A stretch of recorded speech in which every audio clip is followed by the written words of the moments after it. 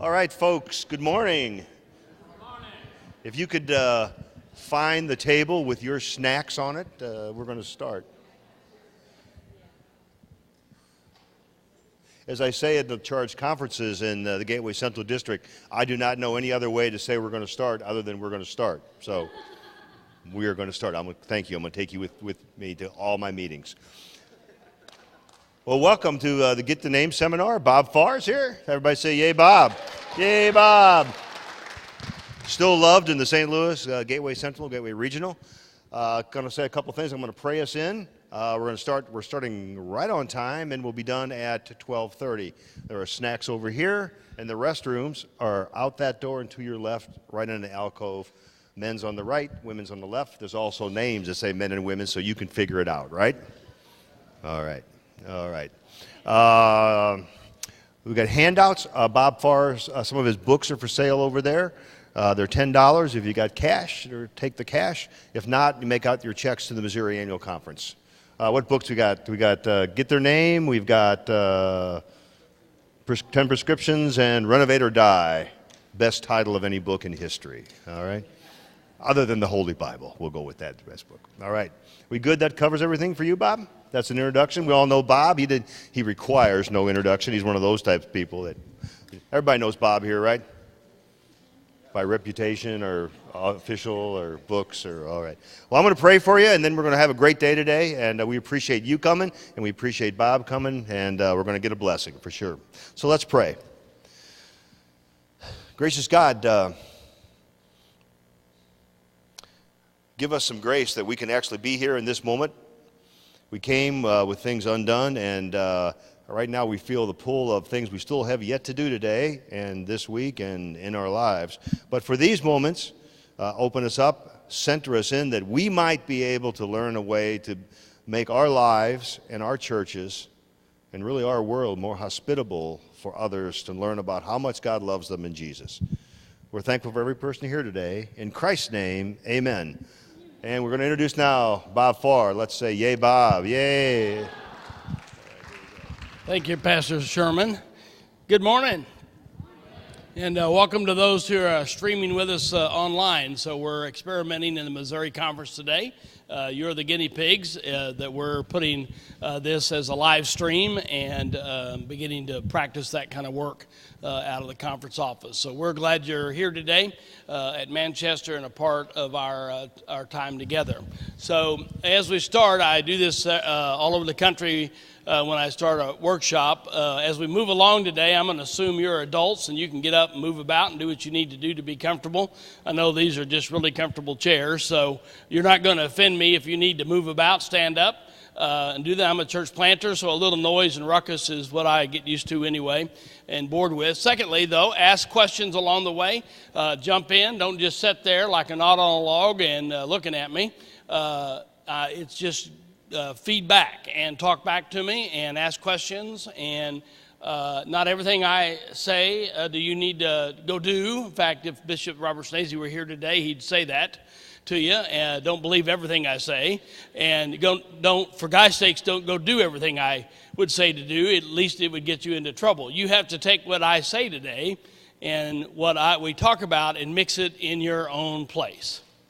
Does that make sense? You got to mix it in your own sauce. You got to mix it in your own culture, your own church, your own personality, your own style. But on the other hand, if you just walk away from these principles and ideas and say that just won't work, you're probably ignoring stuff that will do you jeopardy. So you have to kind of mix between those two as we talk about this. The last thing I want to say out loud is I am not an expert at how to do evangelism, how to reach people we don't know. In fact, if somebody says in front of you they are an expert on how to do evangelism and reach people we don't know and how to revive the United Methodist Church, my opinion is you would be best to run. Because I don't think it's that simple. And if it was that simple, you would have already done it. I would have already done it. We're in a very complicated time for the church, yes? Does it feel harder to be the church than it did 10 years ago? Yes, some of us might even say than it did a year ago. Yes, than it was a month ago. Yes. And so if somebody stands in front of you and says they're an expert and they know exactly how to do this, friends, my guess is they haven't done it lately. But there are principles. We are learning things. It can be done. You can reach people you don't know. So what I bring to the table is not expertise, but I bring to the table some experience.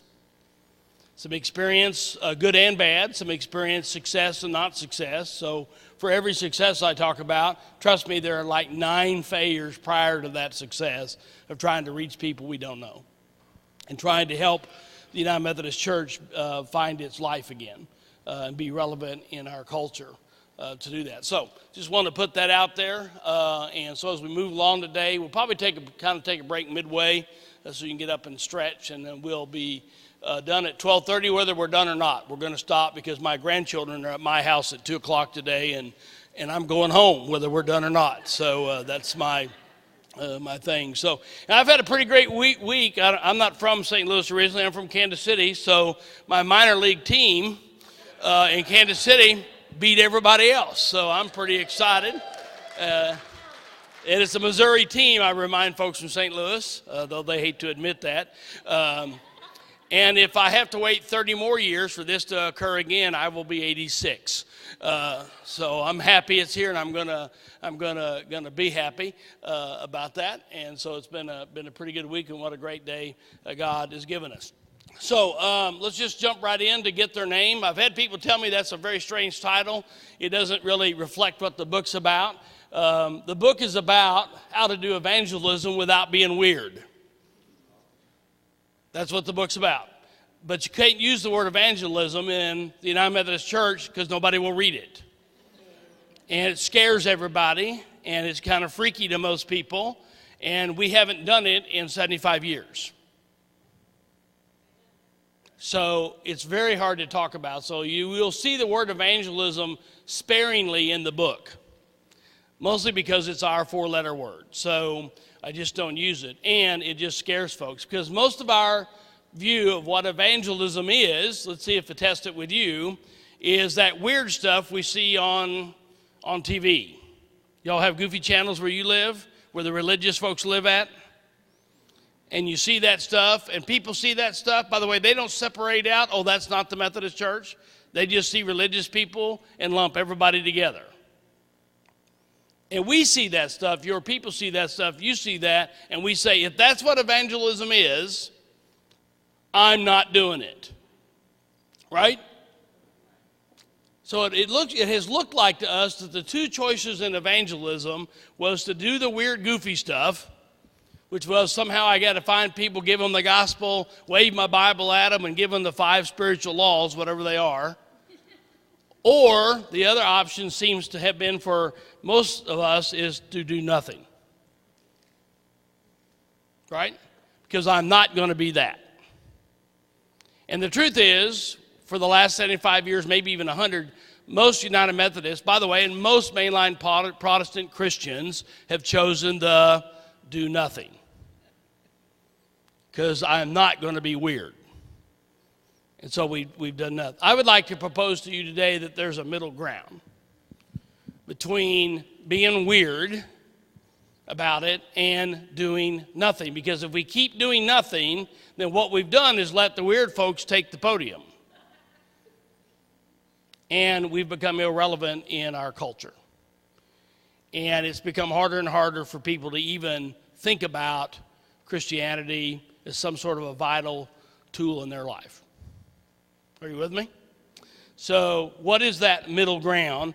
And I would contend to you that it is actually the Methodist middle way, the via middle, the Wesleyan way to do evangelism, which is basically interwoven into this book. So we're gonna run this test off and on today, but this is what it looks like. So we'll just do it all day. One is, and the title of the book is, and I believe this is a John Wesley thing, and I went over and kind of studied some things with John Wesley last summer, and just see how he did evangelism. And it starts with, what is it? Get their name. So how are you going to place yourself with people you don't know where you might get some names you don't know?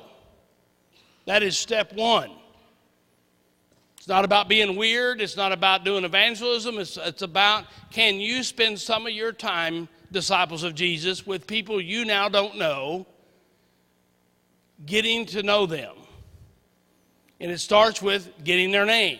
It leads to step 2. You're going to remember this. Write it down. Get your pen out. There'll be a test. Step 2 is start a conversation. So if you're going to do a trunk or treat, we just did this. A lot of folks do trunk or treats. Are you with me? That's a great thing. You get lots of people on the building.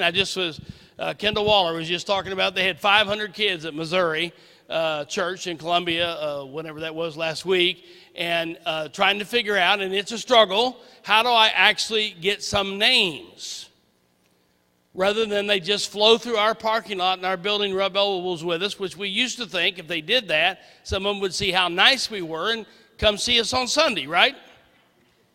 I mean, that's the theory we've been running for the last 50 years. Oh, if we have Boy Scouts in the building, right? They will obviously see how nice we are, rub elbows in our hallways, and then want to visit us on Sunday. How's that working for you? Or if they had a preschool, they came to the preschool and they saw how great our preschool was, and they rubbed elbows with us all week long, and their parents, some of them would show up on Sunday. Tell me how that's working for you.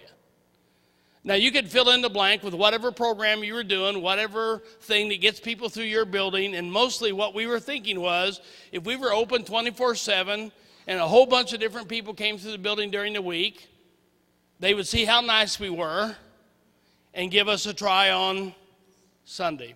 Yes, does that sound familiar?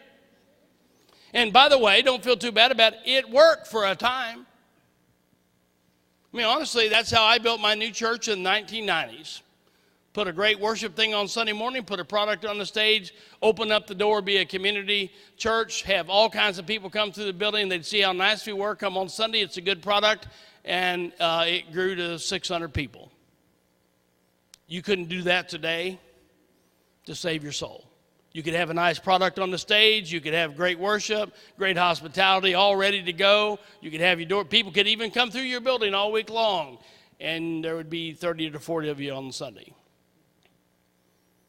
Because that doesn't work anymore. So the first step you've got to start thinking about, no matter what you're doing at your church, whatever the event is that's drawing people you don't know, is how are you going to get their name? That has got to get into our psyche. In fact, if I were pastoring again today, I would not let our church plan an outward-focused event that didn't include how are we going to get their name.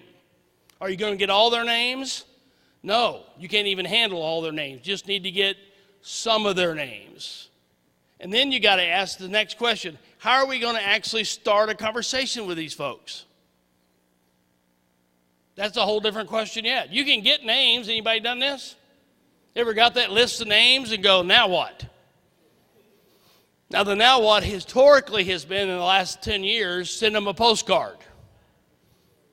Or a letter, lovely letter that nobody reads. Or if it's Vacation Bible School, I hate this. What'd you do to follow up with all the kids that came to Vacation Bible School? Oh, we put them on the newsletter, mailing list. Really? Are you just wanting them not to come again? Have you ever read your newsletter through the eyes of a 5-year-old? I mean, that's the follow-up? And then invite them to Christmas. That's what I always hear. We'll invite them to something for Christmas. Really? That's the deal? So what is it? First step is get their name. Second step is, so how are we going to start a conversation with these folks? Which would lead us to the step 3 that leads to a relationship. So if you don't hear anything I say all day long today, evangelism is about relationships more than it is evangelism. Are you with me? In fact, if you want to help people, your church is about how do we build new relationships with people. It isn't how do we go evangelize people. It's how do we go build new relationships with people. So if I get the list of names and I've even started a conversation, how is that going to lead us to having some longer-term relationships with some people we don't know? If you can't answer that question, I would say to your church, don't do the event.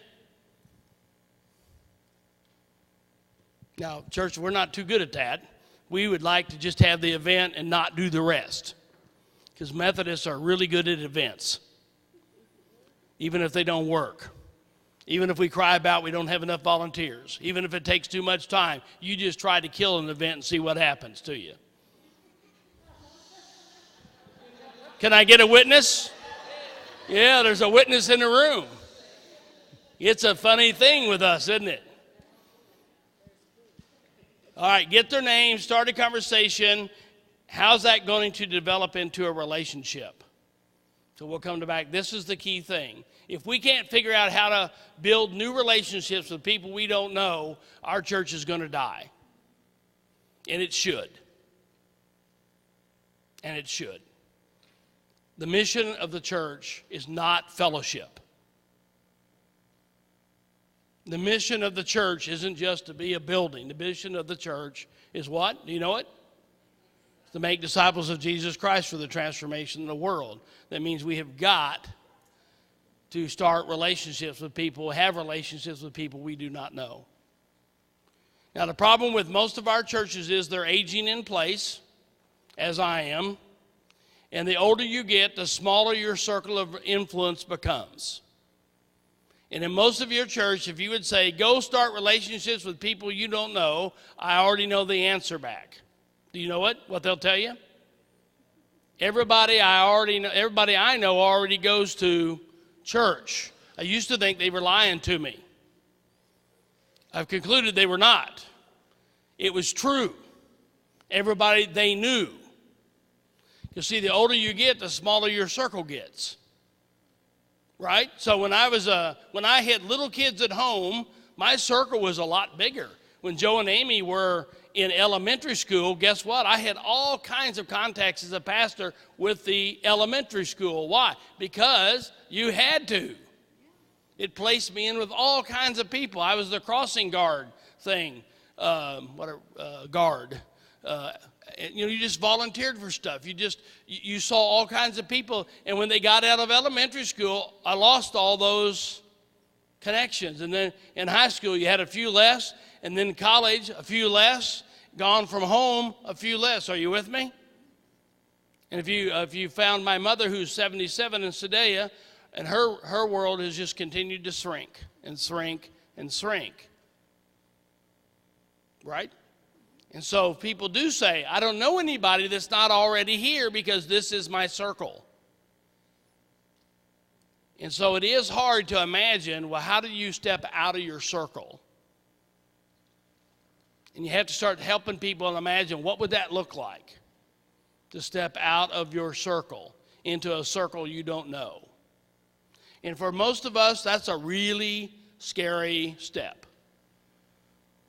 Especially the older we are. It's so out of our custom to step into a circle of people. Because most of us, if you're in church, say, I got plenty of friends, I don't need no more.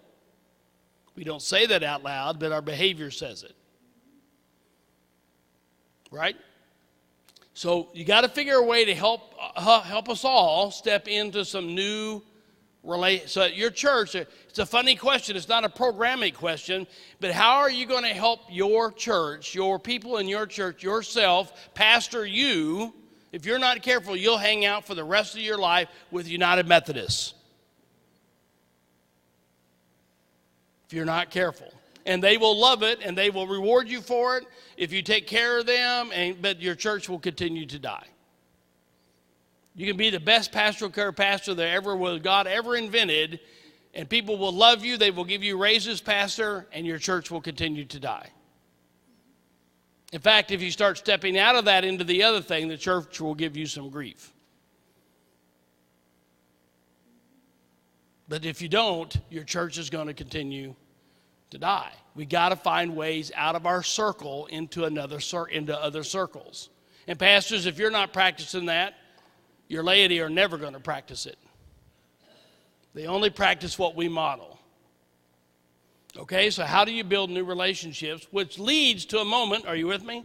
Leads to a moment over here, right? Get back on your this is Wesleyan deal. It leads to a moment where my experience has been mostly the folks you've engaged with will ask you, why do you do what you do? Most of the time, you don't even have to ask them. They will ask you. They will try to figure out, why do you care so much? Why do you behave like this? Why are you so interested in me? And you need to be ready with your 3-minute faith story. Not your church selling story. Now, most of us were trained that right here, what we did in the mainline Protestant churches, let me tell you about my church. We have the greatest pastor. We have the best youth group. We have the best choir. We have the best building. Are you with me? We sold our church. That's what we did. And in the 60s, 70s, and even into the early 90s, that sort of worked. But today, I don't know if you've realized this, nobody gives a rip about your church. Nor are they interested in church. By the way, they're very interested in spiritual things. Every Gallup poll there is says that people are very spiritually interested, and they are not interested in church. And right here at this moment, if you answer with what you've been trained to answer with, which is, let me tell you about my church, what you just told that person was, don't come. What you need to answer with, let me tell you about my God. And we're going to come back to that. And we're not used to this, and United Methodists are not trained in sharing their faith story in 3 minutes or less. And I don't mean some weird thing. Just tell me where you've seen God at work this week in your life. That's what people want to hear. And if there's a signal from that somehow they're sitting there thinking, well, I want some of that. Because, see, most Americans still believe there is a God. What they're not sure about is, does it make any difference? And if it does, how? I want some of that. And then, and only then, by the way, once you have, got their name, started a conversation that led to a relationship, that led to a moment where you shared your faith, just then, maybe then, you can say, hey, would you like to come with me? Now, this is where Wesley was different. You see, in our Reformist brothers and sisters, right here is where they share the gospel. Are you with me? This is what we've been trained to see on TV. This is where we share the gospel. That's not what Wesley did, by the way. What Wesley did is, would you like to come with me? When he was in field preaching, coal mines, in the streets, he didn't try to save people in the streets. He would say, would you like to come with me? Say it with me. With me. You know how much easier it is to walk into your church with you than to say, oh, go down to my church? You know how hard it is to walk into most of our churches on Sunday morning? It's like walking into a family reunion. And though your family may be real nice and sweet, my family's nice, you're quirky, trust me. Every family is quirky. Especially yours, I'm positive of it. It's very quirky. And so when you walk into a family, if you were to walk into my family reunion in Thanksgiving this year, we'd be nice to you, but you'd stick out. And there's no way around it. And you'd leave going, man, those Farrs are kind of weird, right? Because we're talking about all kinds of stories and things that you ain't never heard of, yes? We're talking about things that happened 50 years ago, 30 years ago. We're talking about Aunt Adabel that's been dead for 50 years. And that's what you do on Sunday morning for the most part. It feels to a visitor. I've been a visitor now, a guest for 9 years. Every Sunday, including tomorrow, I'm in Eureka. Who knows what will happen to me? I said in my car every even here today, I pray in my car, oh Lord, what's going to happen today? Because what I know is every church behaves differently. I never quite know what's going to happen, even though it's all United Methodists. I used to think, well, I'll know this. I get this. I'm a professional at this. And I've learned after 9 years. Kurt Sherman says this is the year Bob Farr said, I don't know. I don't know what's going to happen. I can't tell. They're all just that much different. But what it's going to feel like is a family reunion, and I don't belong. And friends, I'm one of us. I'm a fourth generation United Methodist. And if I walk into our buildings, I have a badge on. I'm you. You're hired me to walk into your building. Most people know me in your buildings, and I still feel like I don't belong. Are they mean? No. They're nice, but it doesn't feel like I belong. It's much easier if somebody walks in, what was that word? With you, on your elbow. You know, you meet them at the door and you walk in together. You sit in the pew together. You do everything together. It's as though you adopted them into the family. Does that make sense? Before they ever walk into the door. If you're still waiting on a dump truck to pull up in front of your church and unload fantasy Christians that love you, sing your songs, write your checks, and join your committees, you need to go see some help. It's not going to happen. It's not happening, is it? So what's the steps? Get their name, start a conversation that leads to a moment of faith sharing, that leads to, Wesley would say, why don't you come with me back to the preaching house? Back to the he actually didn't call it the church because he really wasn't pastoring the church. It was the preaching houses. They would bring them back to the preaching houses in London, or back to the preaching house in New Bristol where the training center was. They would come back to the preaching house, and it was in the preaching house that Wesley would say, we'll let the Holy Spirit take it from there. Wesley wasn't worried about somehow us saving somebody. Let's get them to the preaching house, and we'll let the Holy Spirit take it from there. Because Wesley had this deep conviction that the Holy Spirit moves better in a group than individually. I mean, that's why we have, people say, well, the Methodists don't have altar calls. Yes, we do. It's called Holy Communion. The reason Wesley served Holy Communion every day, not only was it his tradition, but he believed that that was a convicting, he wrote it was a convicting element.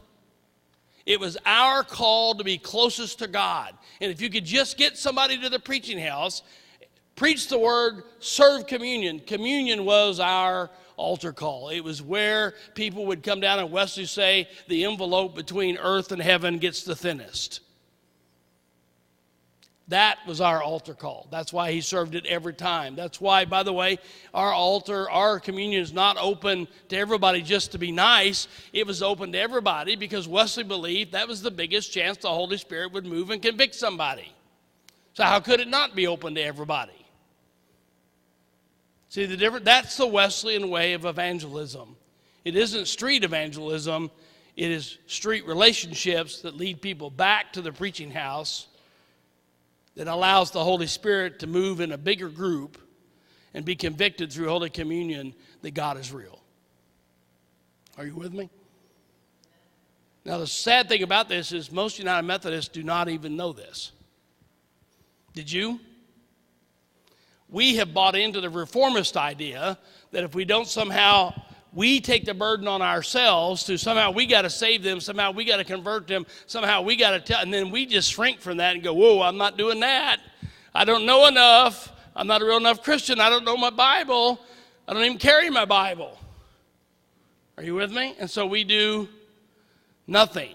So let's go back. What is it? Get their name, start that leads to that moves to a moment that has you, and bring them back with you to the preaching house, and we'll let the Holy Spirit take it from there. Okay?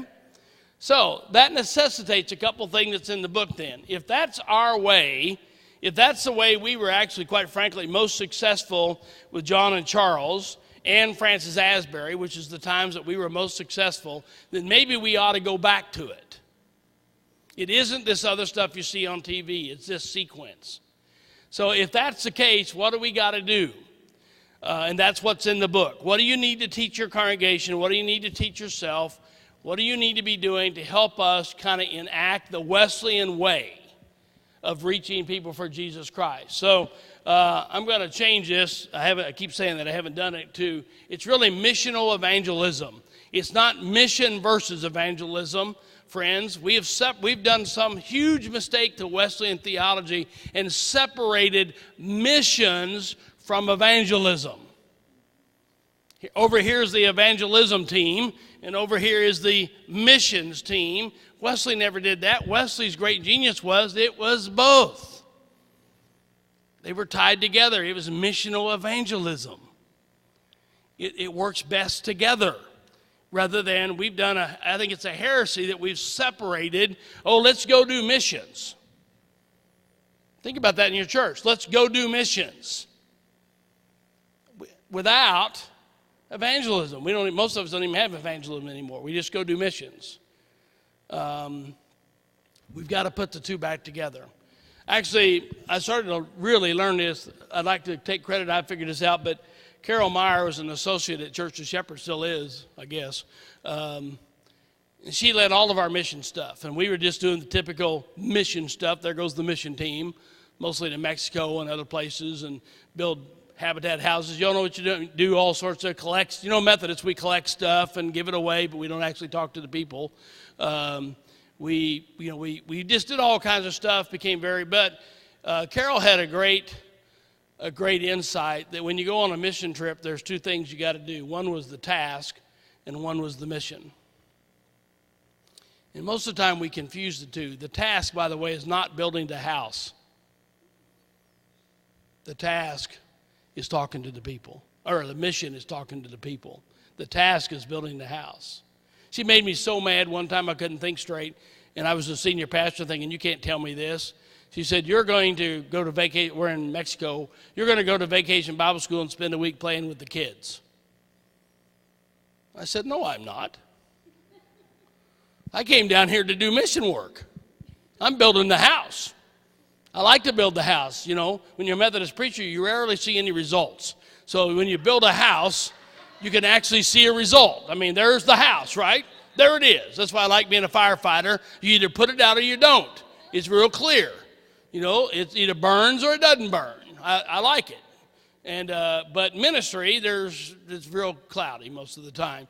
And when Carol says, no, you're going to go do the kid stuff. I said, no, I'm not. I'm going to build the house. I went and did the kid stuff. That's how much in charge I was. And Carol reminded me, remember, the mission is the kid stuff. The task is building the house. I don't know how many habitat houses I built in St. Charles and St. Louis area and in the Kansas City, Lee Summit area where we did a fine job of building the house. We never got to know the family that moved in. We handed them the Bible. We did the ceremony. We did the perfunctory things. But 6 months later, we didn't. Are you with me? No. We didn't get to know the people, which is the mission. Building the house or knowing the people. But if you examine what your church is doing, you'd think building the house was the mission. And that's which is the mission? Collecting canned goods? Or getting to actually know the people you give the canned goods to? And most of your churches and my churches never even meet the people. What was the process again? Get their name, which would require what? Meeting the people. All right, so it's missional evangelism. I'm not going to spend a lot of time here. You figured out the world's completely changed. It just has. Though if you walk into most United Methodist churches, you wouldn't know it. It looks like we're still functioning. We're really ready for 1976. And if it comes back, we're probably good. But let me know if it comes back. So everything that we were doing just is not functioning the way it was. So laity, you just need to hear this. Whether you like it or not, it just isn't working the way we used to do it. I know we like it. I know we're comfortable with it. I know it's our preferences and likes, but it's not working.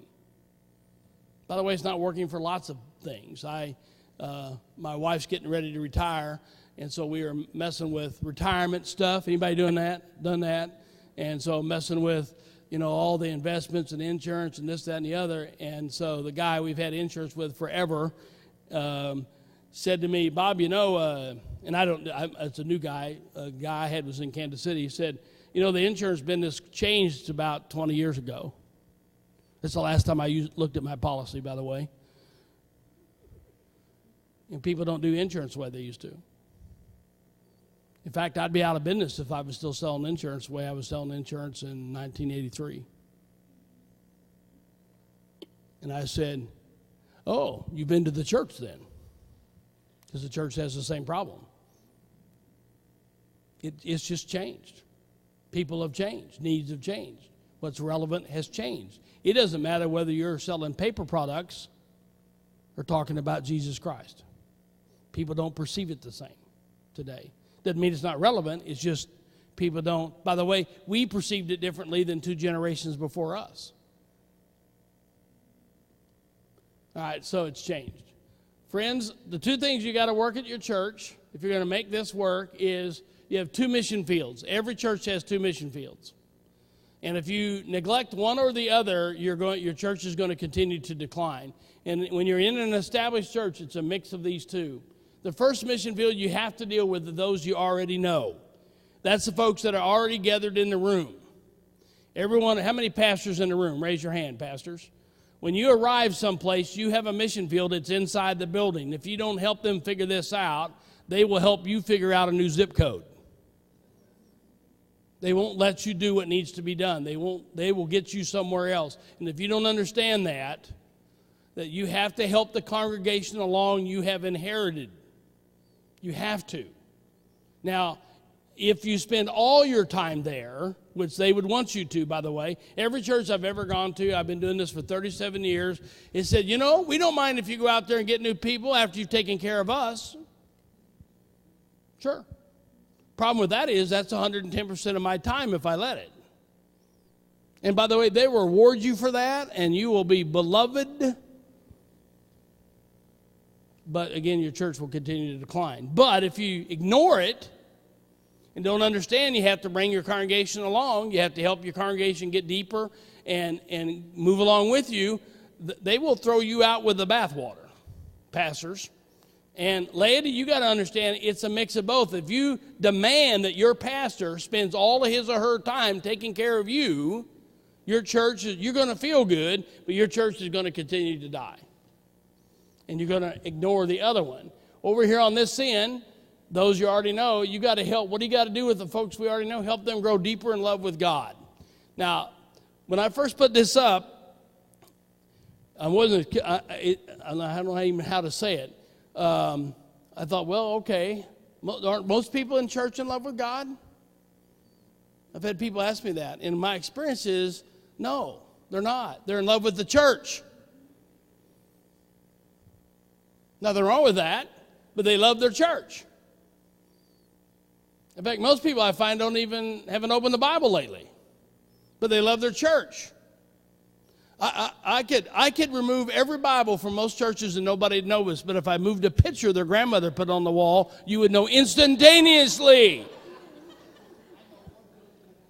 Are you with me? I mean, I've been in churches where they said I talk too much about God. And they're in your district. It may be your church. I don't know who's from where here.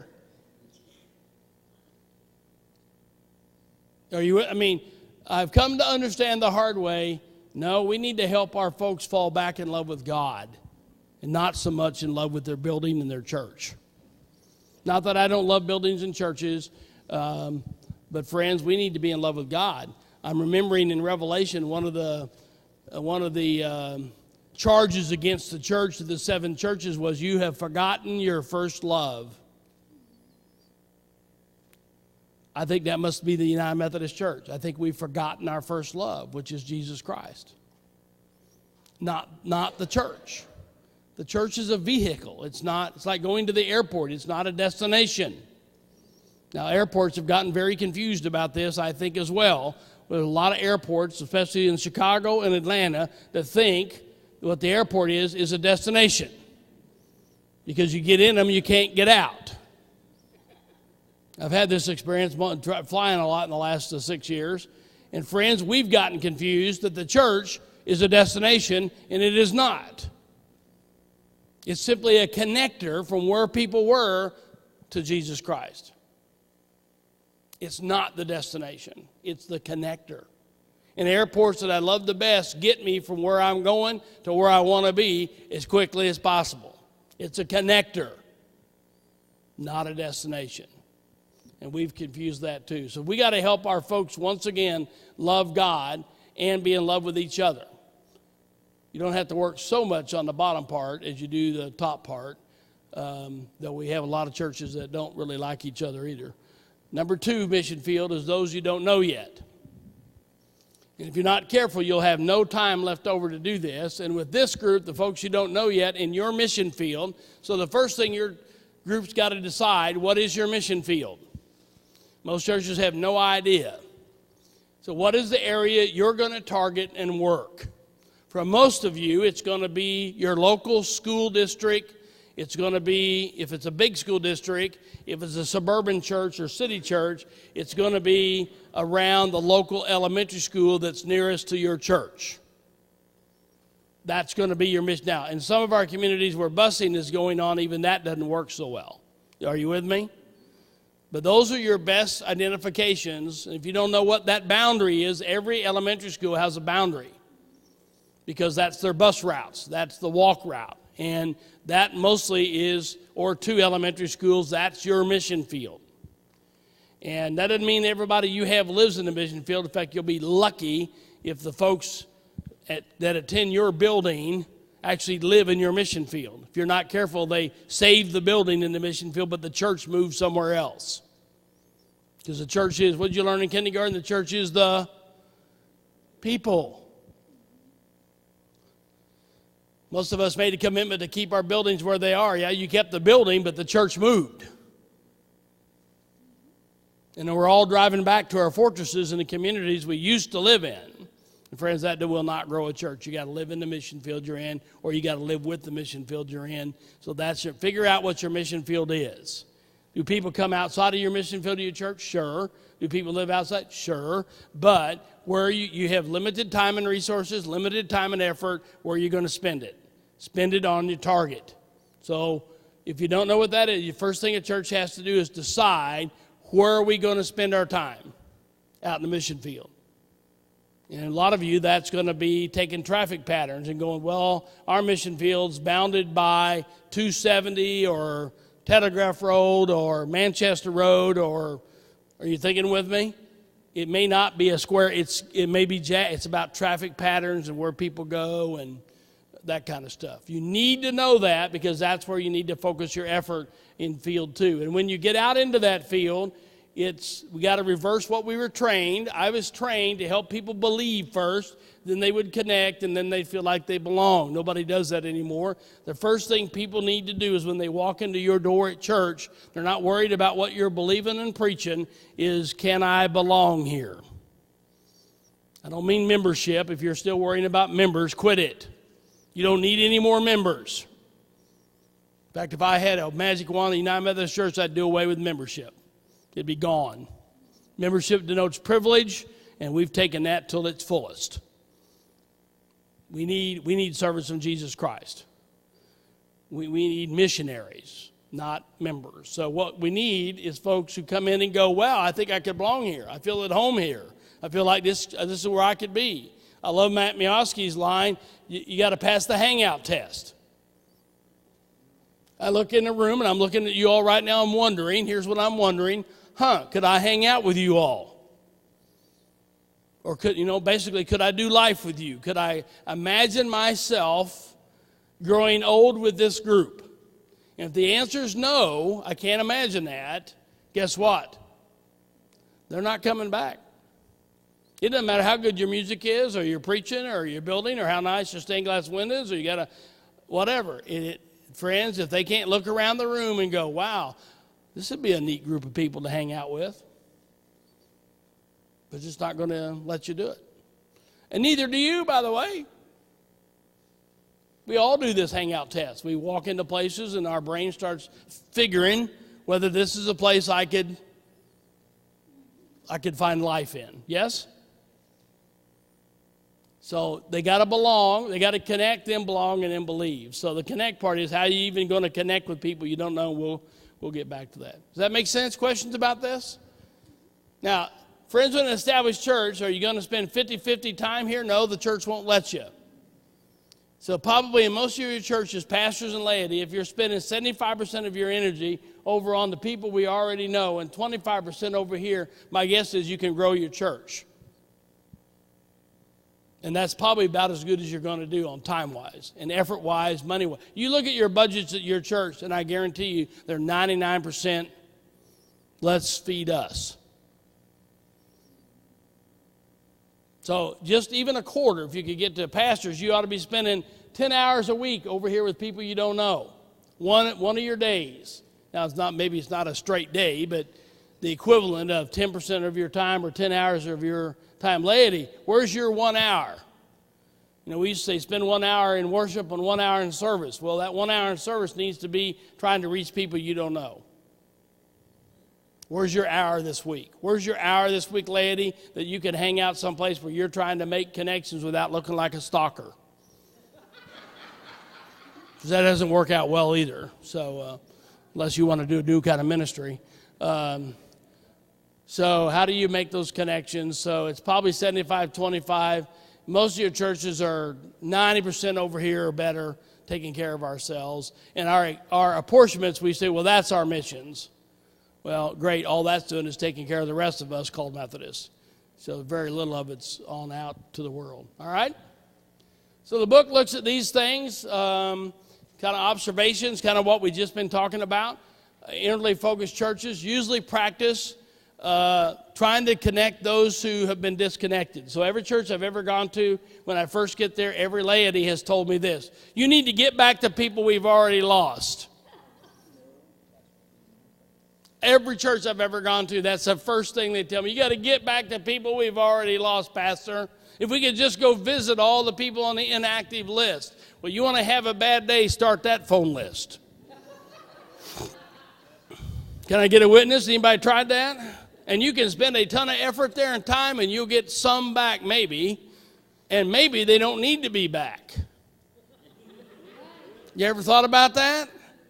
Blessed subtraction, I call it. Now, sometimes people got away because we were doing poorly, but friends, the practice of reaching people isn't the practice of simply trying to reconnect those who've gotten disconnected. Because, by the way, every Protestant church is trying that.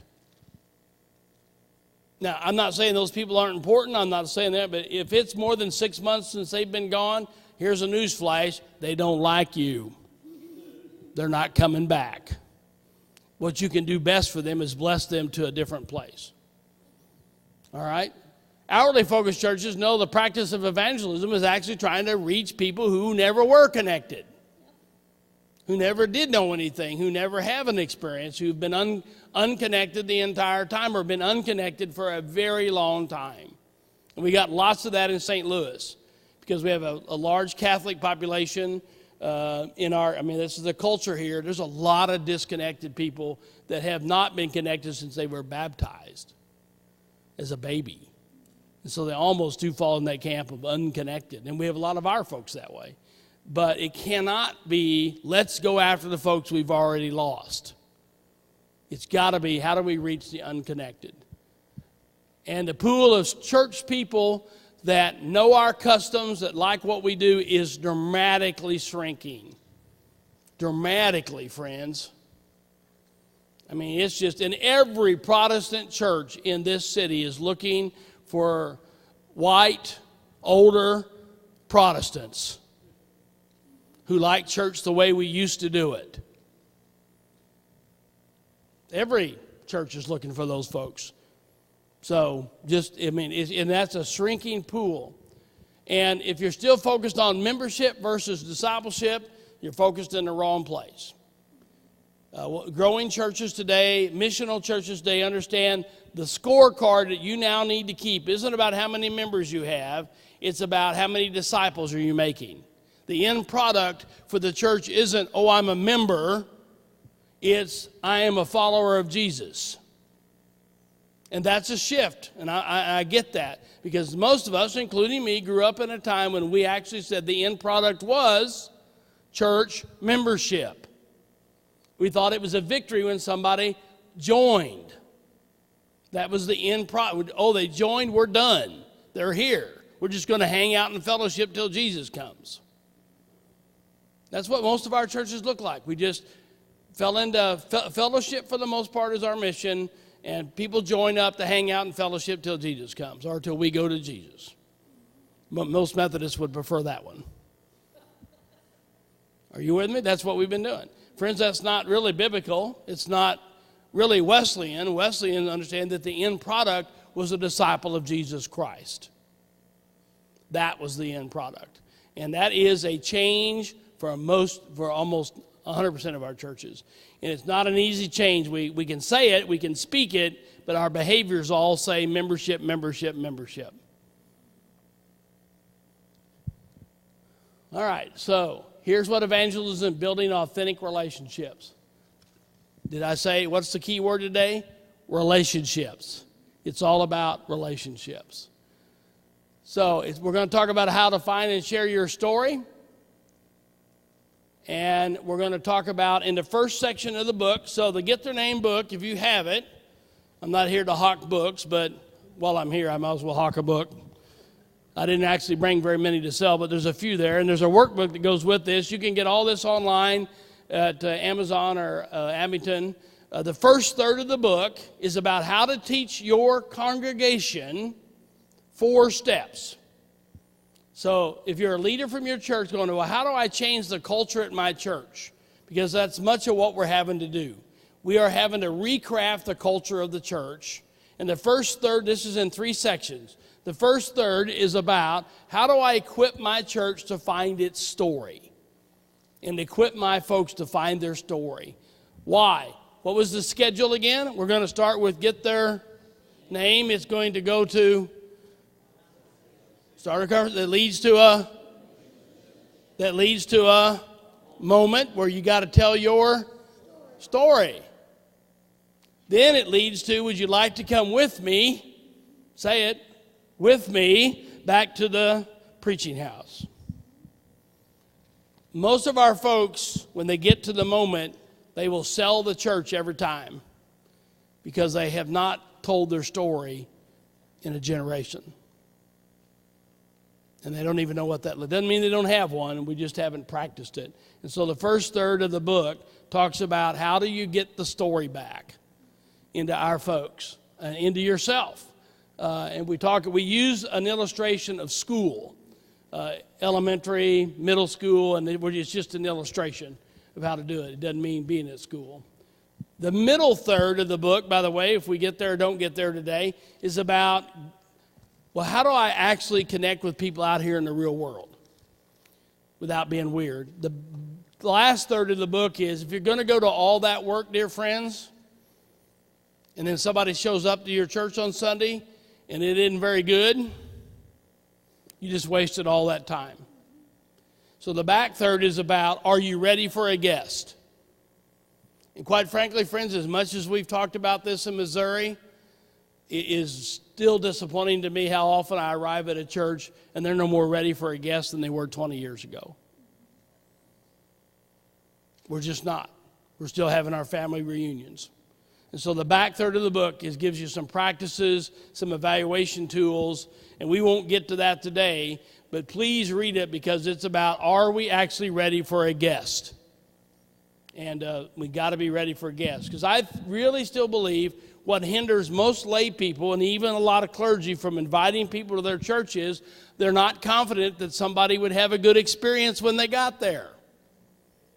And you want to mess up a weekday relationship at work or school or at play, that is, invite a friend to church and they have a bad experience and then talk to them on Monday.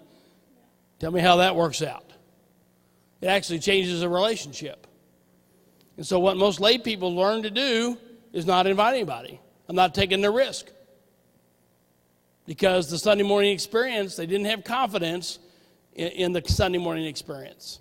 And by the way, I don't have much confidence in the Sunday morning experience in most of our churches. I just don't, for new people.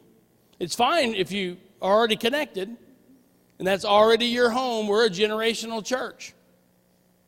And that's your home, it's fine. But if you're brand new, it's a rare church that's ready for brand new people who are not generationally Methodists.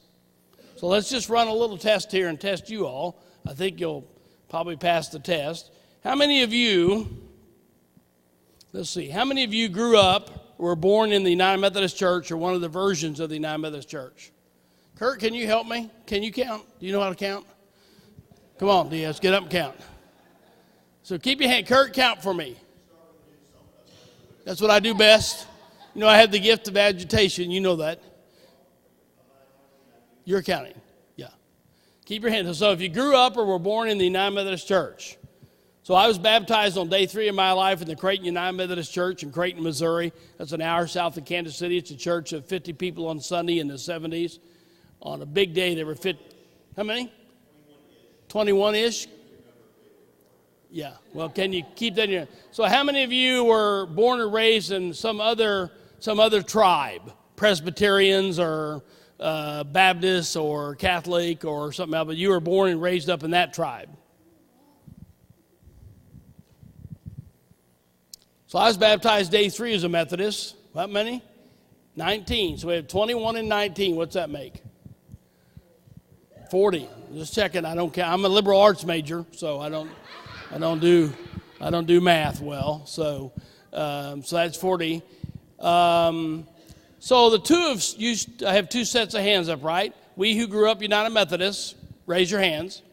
And those of you who grew up in another tribe, keep them up. Those who grew up in another tribe, raise your hand.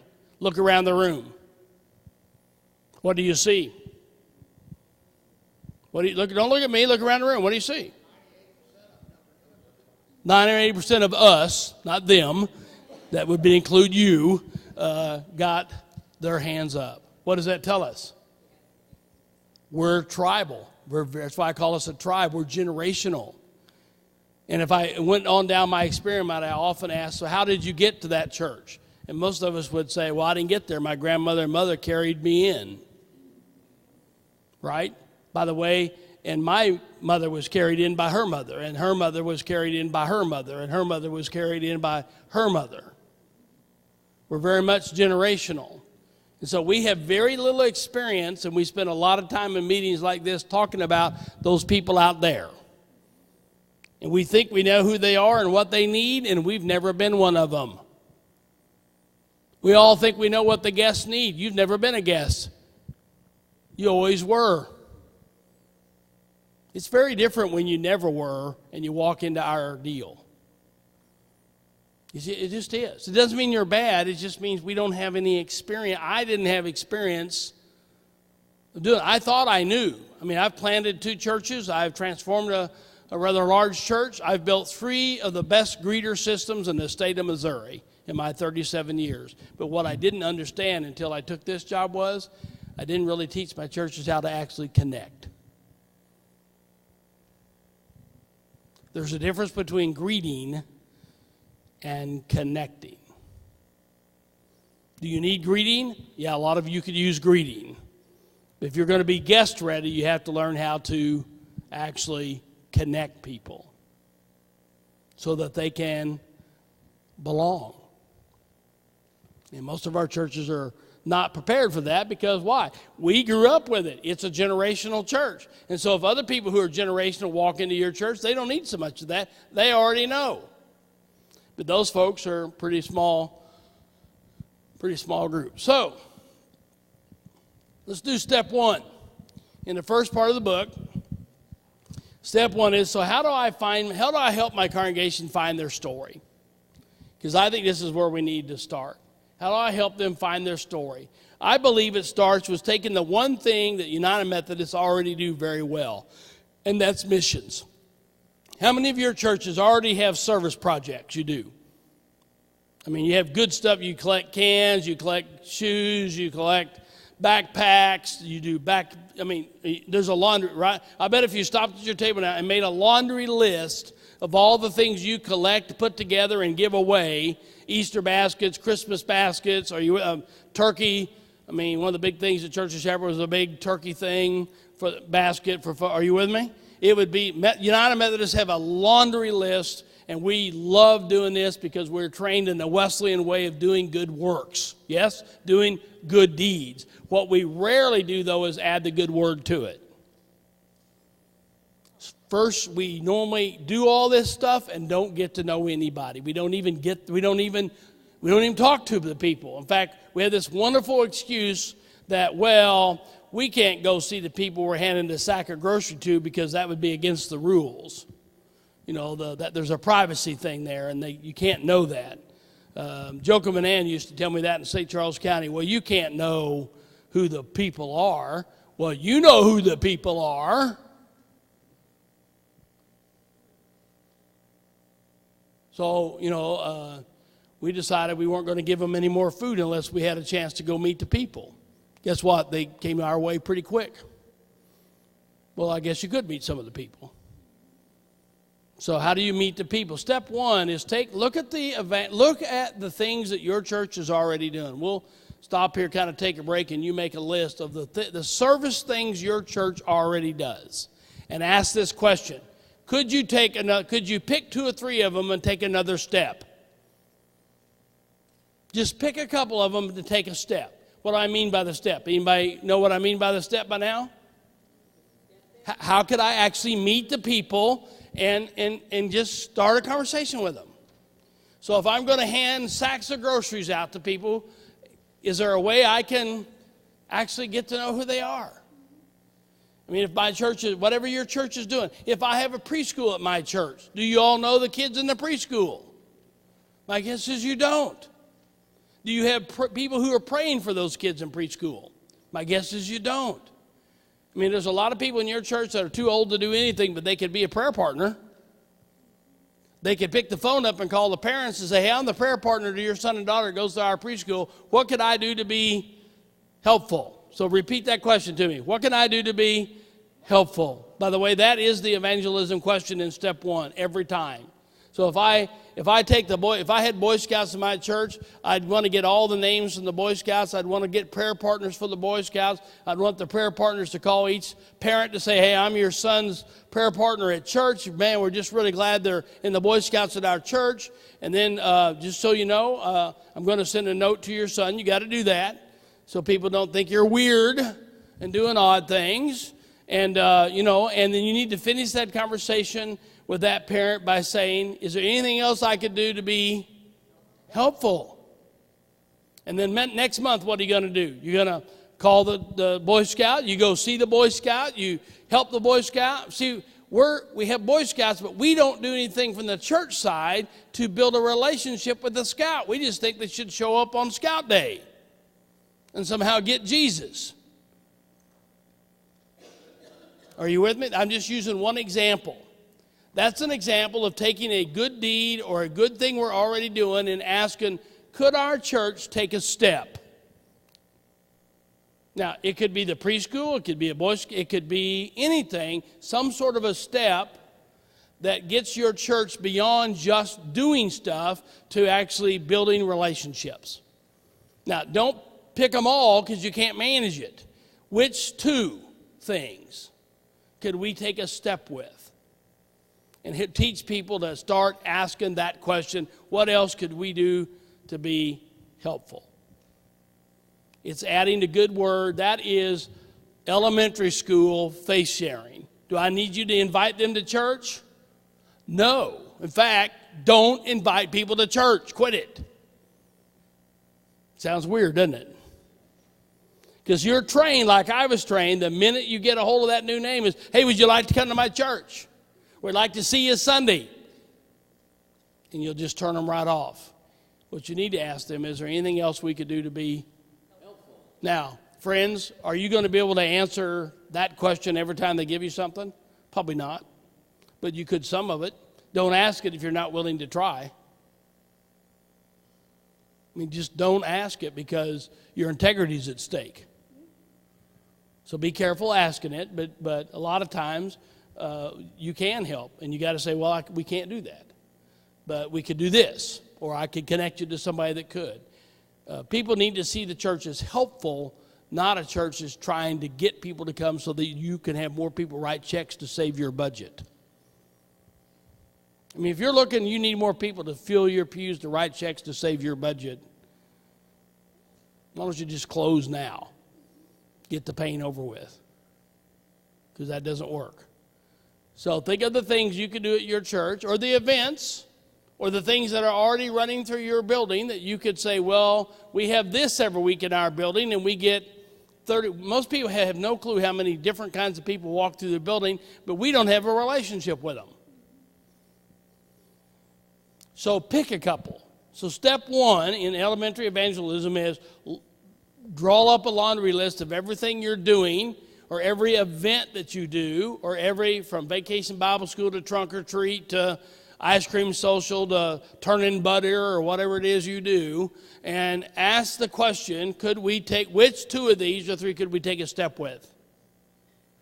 Are you with me? So I'm going to stop right there. This is your chance at your table to just talk with each other and say, what's some ideas of that list, and which ones would be easiest for your congregation to take a step with. I'm going to give you 5 minutes. Go. And if you need to use the restroom, that happens at the same moment. Typical choice. Talk about it.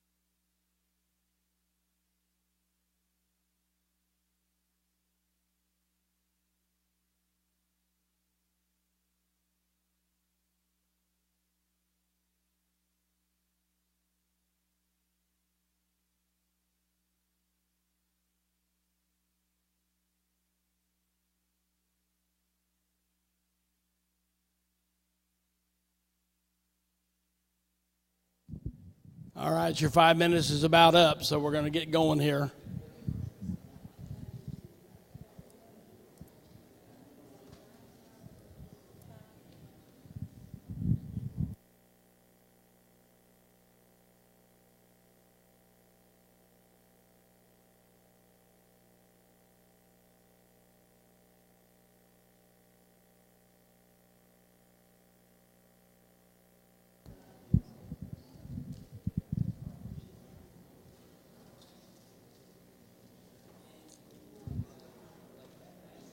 Okay, so does anybody, while we kind of get gathered back, has anybody got an idea at their church what's one thing you could take a step with?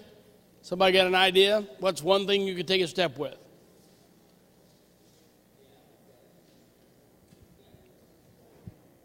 I'm listening. One thing you could take a step with.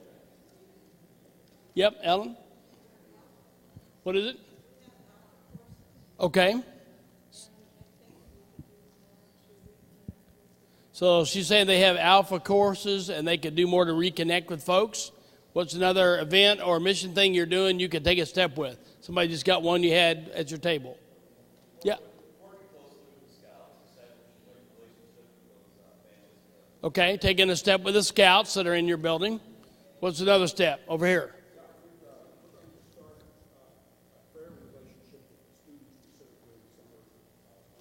Okay, so a prayer relationship with the students in the summer, lunch.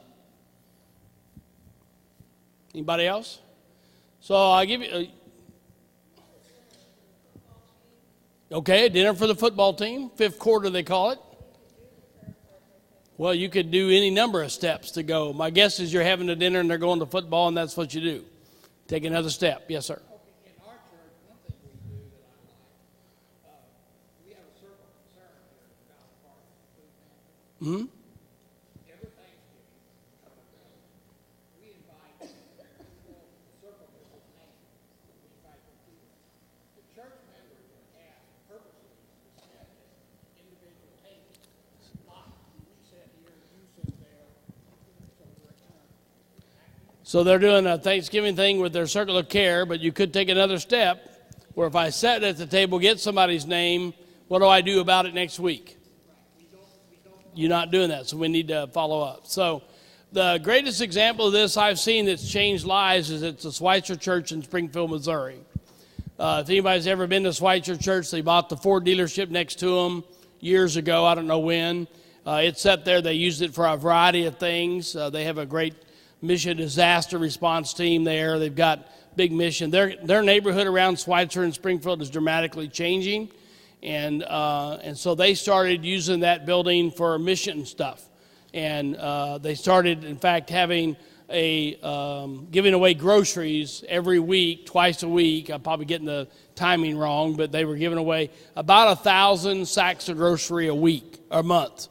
And so they were just beginning to do lots and lots of stuff for their neighborhood. And it was really quite amazing. But when we were doing their Healthy Church Initiative Consult, they were actually having a rummage sale going on, Methodist and rummage sales.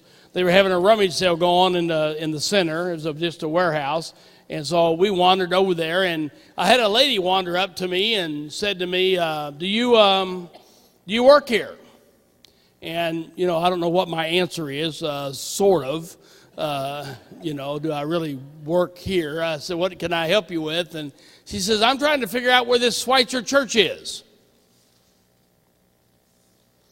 They just do so many good things. And she just started rambling on about stuff, but nobody's ever told me where the Schweitzer Church is. Now, you got to understand, here's this line.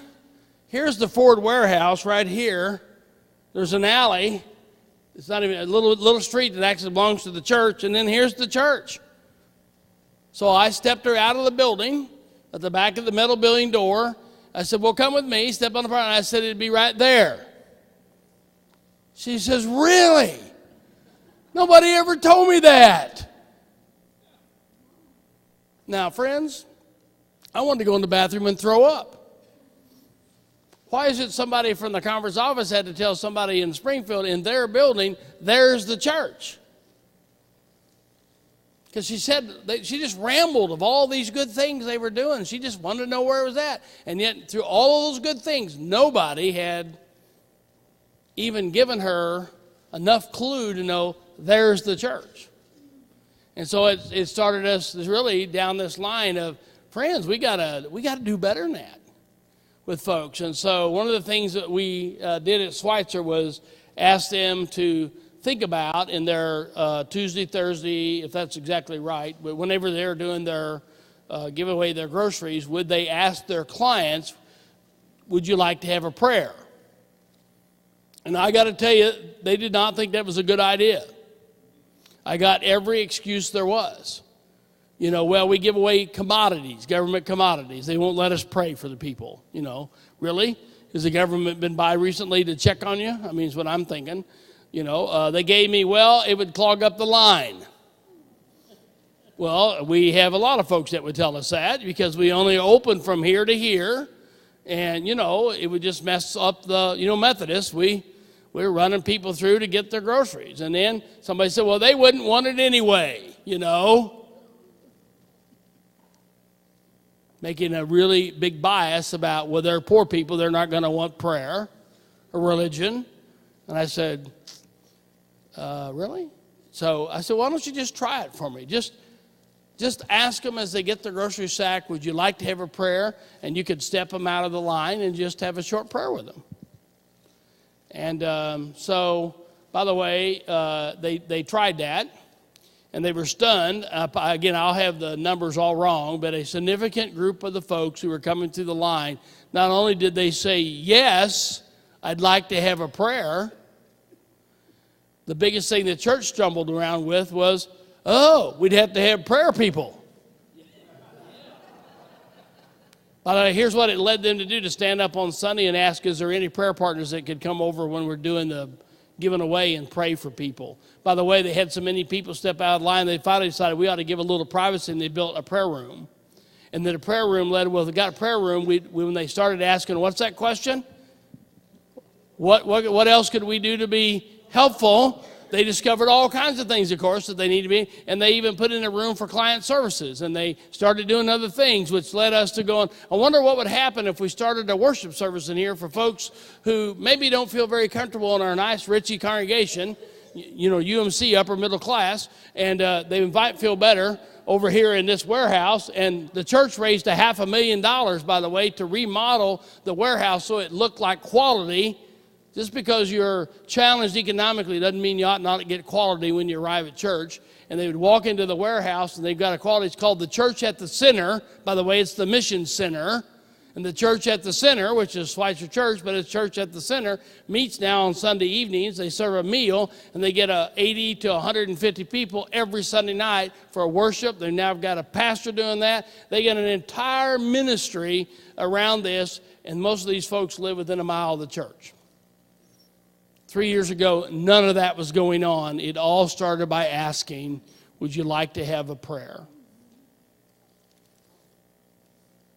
It started by thinking about, well, if that's our main mission arm, how could we take another step? Friends, where can you take another step? And it can't be you doing the same old things.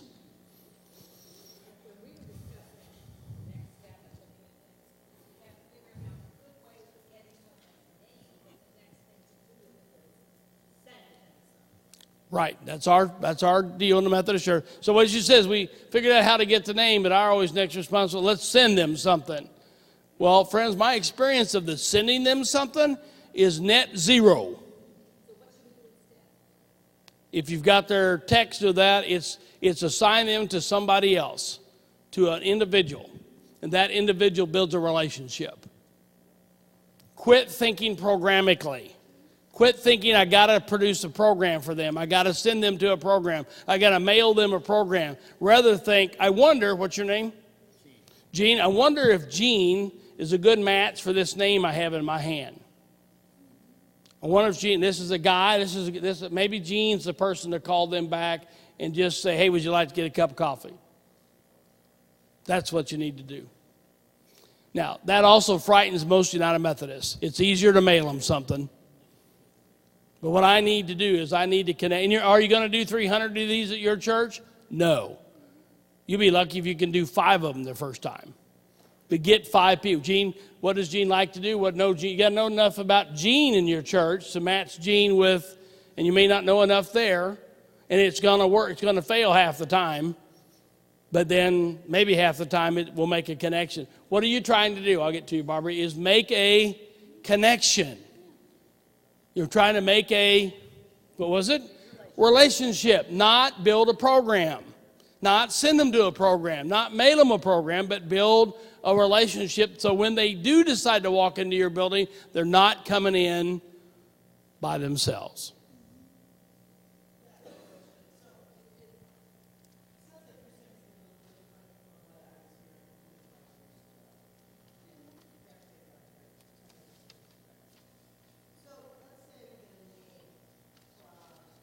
Trunk or treat. You get a name from Trunk or Treat.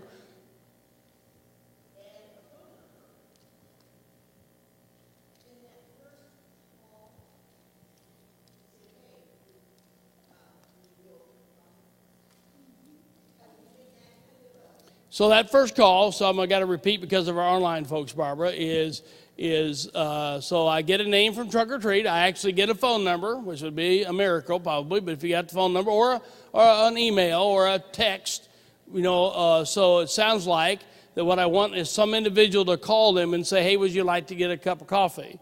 What I'm actually saying is I want them to call and say, hey, I'm Bob. I'm from the church. We see you were at our Trunk or Treat. Man, we just appreciate you being here. I hope that was a good experience for you. And I would end, is there anything else we could do to be helpful? Now, friends, this is more intuition than science. Depending on how that call goes, you might then say, hey, would you like to get together for a cup of coffee? Could I text you? But it's not about, would you like to come to my church? The first step is try to build some sort of connection with them personally. Does that make sense? I don't know if that's different than 5 years ago. Probably is a little bit, because 5 years ago I'd have probably fallen into the thing with the rest of you. Well, at that point, invite them to church or send them something. But friends, what we're learning today is that does not, even within 5 years, that has quit working. What we're now trying to do is just anything, is there any, I need to make a personal connection. You could. I mean, again, I think I say in the book 20 times, this is not science. This is art. And so, but how that phone call goes, you might say, is there something I could pray for you about? But you might sense from the phone call, that's weird out. I don't want to weird them out on call one. And by the way, for everyone I was successful with in my own personal life, I probably weirded out 10. Right? I mean, it's just, there's no script. So I'm trying to produce as much script as I can give you, but friends, there's no script other than I almost know what not to do. I'm not quite sure what to do, other than to keep asking, is there anything we could do to be helpful? Could I offer you a prayer? Would you like for me to pray for you? Or, would you like to it's just going to depend on what you're sensing. Somebody had a hand back here.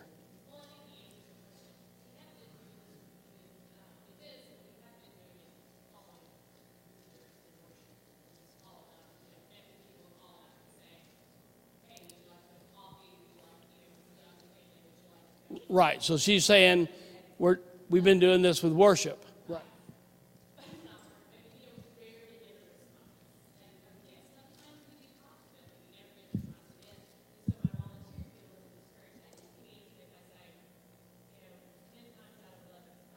Right, so you never get them on the phone, or you just never get them to come back?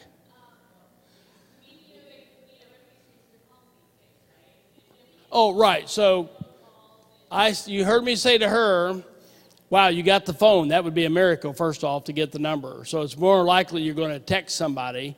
It's more likely you're going to Facebook somebody. More likely you're going to find a different, maybe email somebody. And it is 1 out of 10, friends. I'm sorry. It's just not.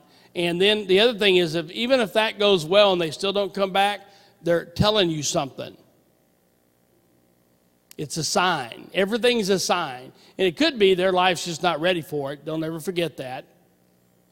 But it could be that your worship left them wanting.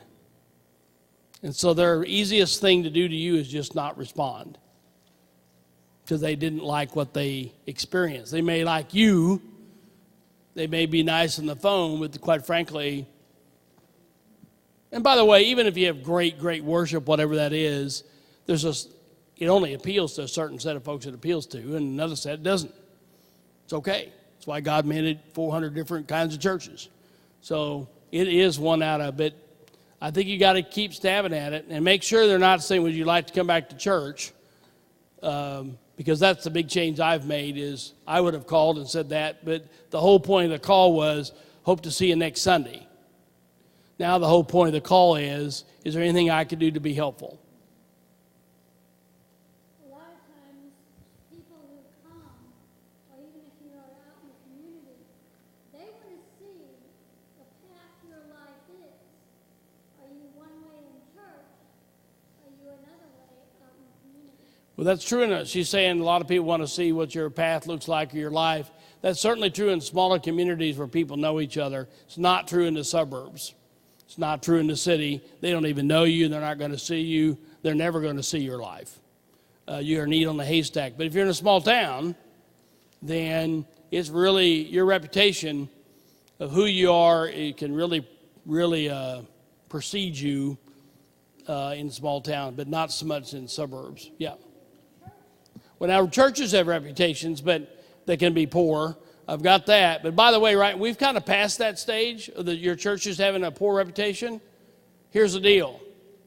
You're past, get over that. Get over anybody even knows you exist. Because I've gone into 100 towns in Missouri and stopped at the gas station and they ask if you exist, and I get the same answer 90% of the time. I don't know what you're talking about. I don't know where the church is. I don't know a Methodist. What is Methodist? That's what I've been getting lately. What's a Methodist? But that's just, we're so invisible that there is what used to be a bad reputation would hurt us now is just nothing. That's good news, by the way, because there was a time in my life I'd roll into towns and it was a bad reputation in town for the church. That's hard to overcome. Yeah.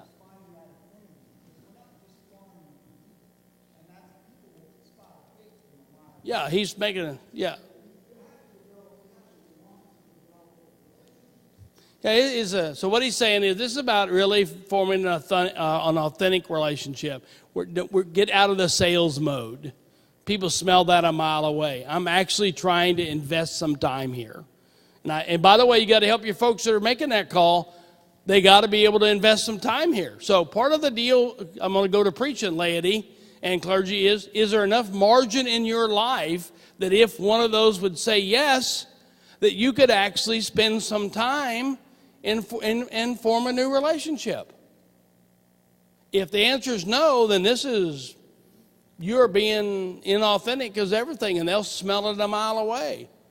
It can't be a sales pitch. I mean, now, every relationship probably I've developed recently in my life at the end, and I see Jesus doing the same thing, has a purpose. So, I'm a Mustang fan, and I've had several over my lifetime and have been a part of Mustang clubs and this, that, and the other. I do it because I like it. You don't have to make me get a Mustang. You don't have to make me drive my Mustang. You don't have to make me go to the Mustang club.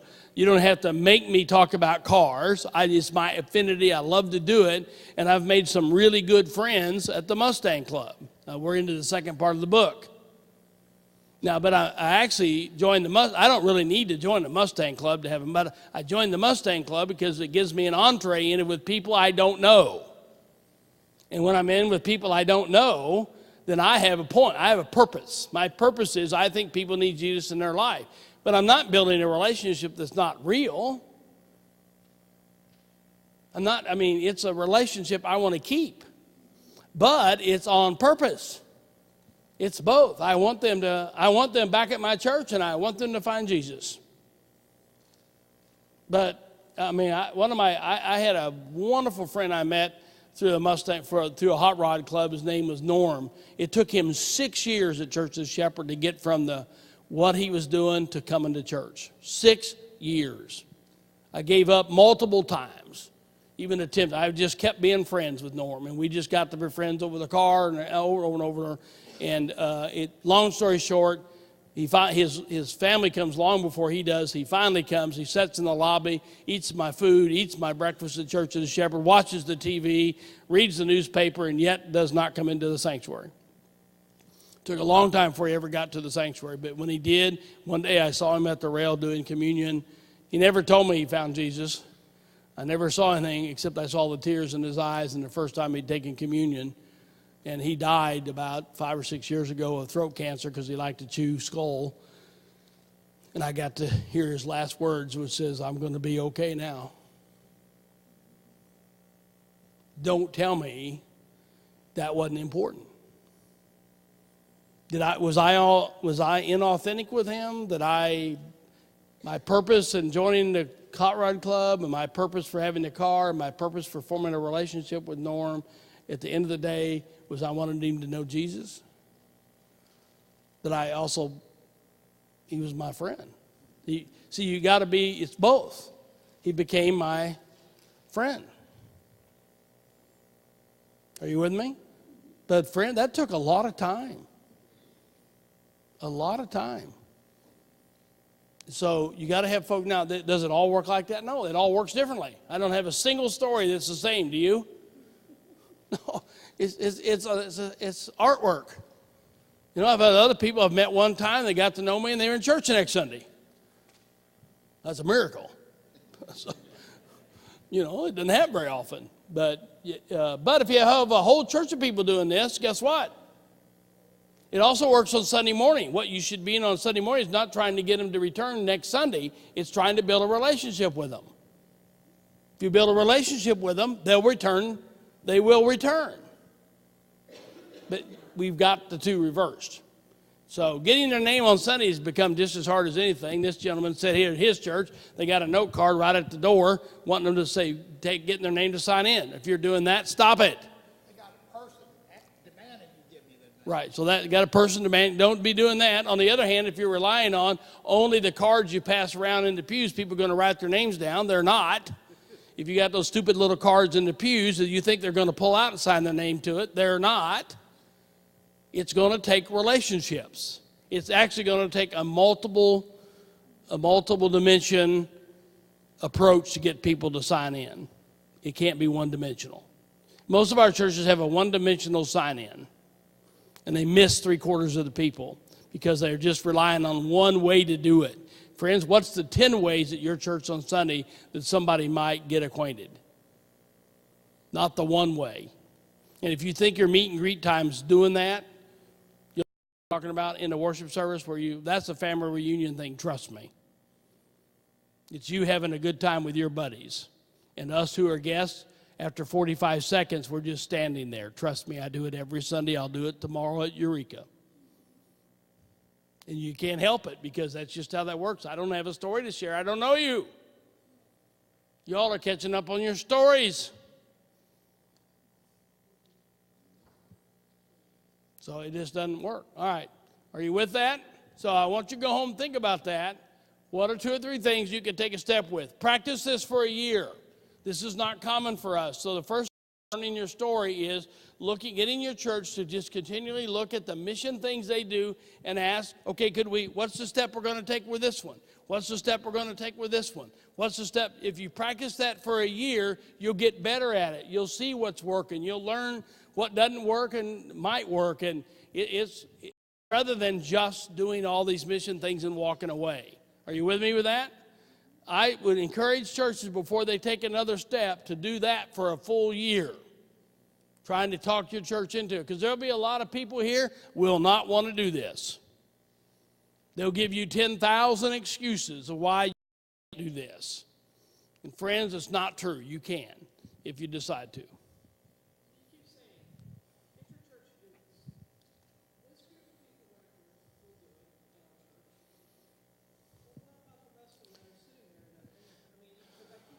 Okay, well, so let me rephrase. That's a great question. Yeah. You won't. So that is a good catch. Thank you very much. So for everybody else, what you said, I keep saying get the church to do it.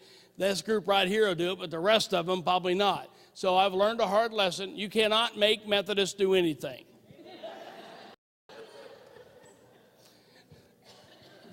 No, you just can't. So here's the deal. You got to work with the willing.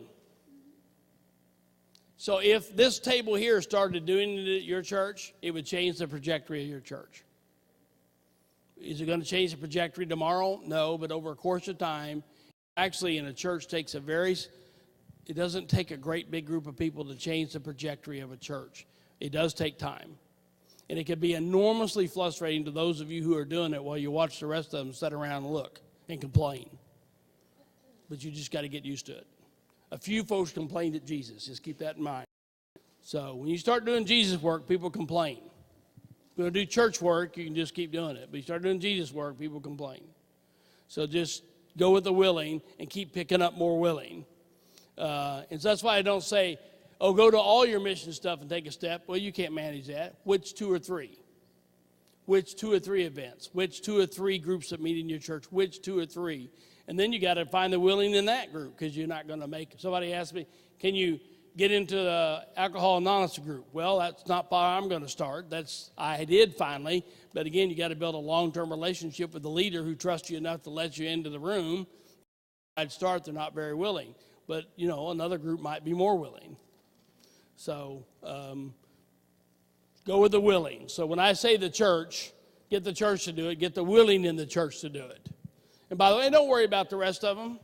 If they don't want to do it, they're probably not going to be very good at it anyway. I've met some greeters who say, I don't really like greeting, but I'm doing it. Oh, well, that is so helpful. Yeah, you'd be better off counting the money back in the office, to be my opinion about this. You're bad for the brand.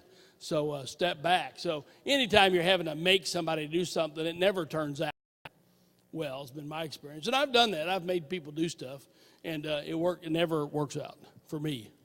So the second step, middle school. So if we're slowly getting our people to take another step and build a relationship, and let's just pretend that some of those relationships are maturing, and your folks got to this moment. And I actually had this happen in St. Charles. We built some Habitat houses, and so we decided the step we were going to take was get to know the Habitat family. So not only did we give them the Bible, we assigned them a family to check on them every 2 weeks. And we ended up getting a refrigerator and just all kinds of stuff. And over about a 3 or 4 month period or 6, that finally, and I was kind of in on it myself personally, just trying to learn, that family looked at me one day and said, why? Why do y'all keep bugging us? Why do you keep wanting to help us? They had a family, little kids. I mean, they just never had enough money. They just never could make it work. You know the story. And why do you just keep, you have to be ready. What was the why? And I stumbled around. I had to confess. We're trying to be nice. I want you to know Jesus. I just bumbled it all up. You'd think I'd know that, right? Why am I doing that? And my line today would be because God desperately loves you. God desperately loves us, and we want your life to be better. By the way, I think if you're in the community of faith and surrounded by the community of faith, your life gets better, don't you? And I've experienced that in my life, dear friends, and I would like you to experience that. Now, how long did it take me to say that?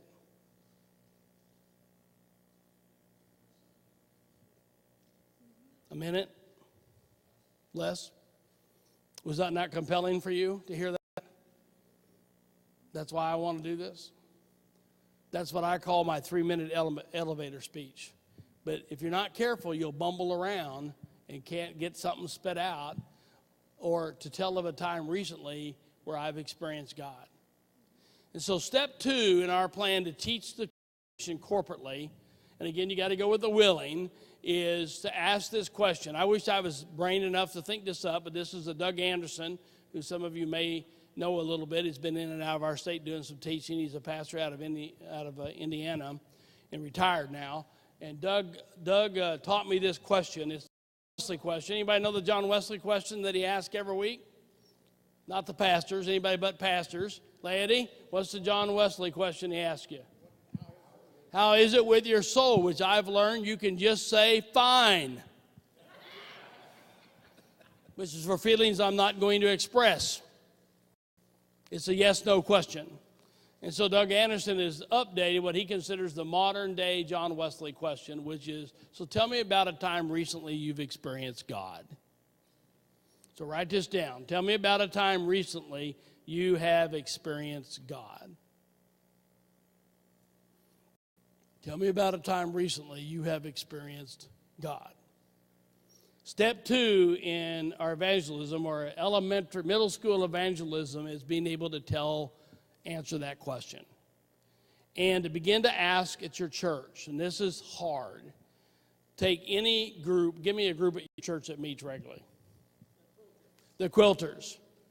Ooh, could we start with a little easier group than that? So the Quilters, let's start with the Quilters.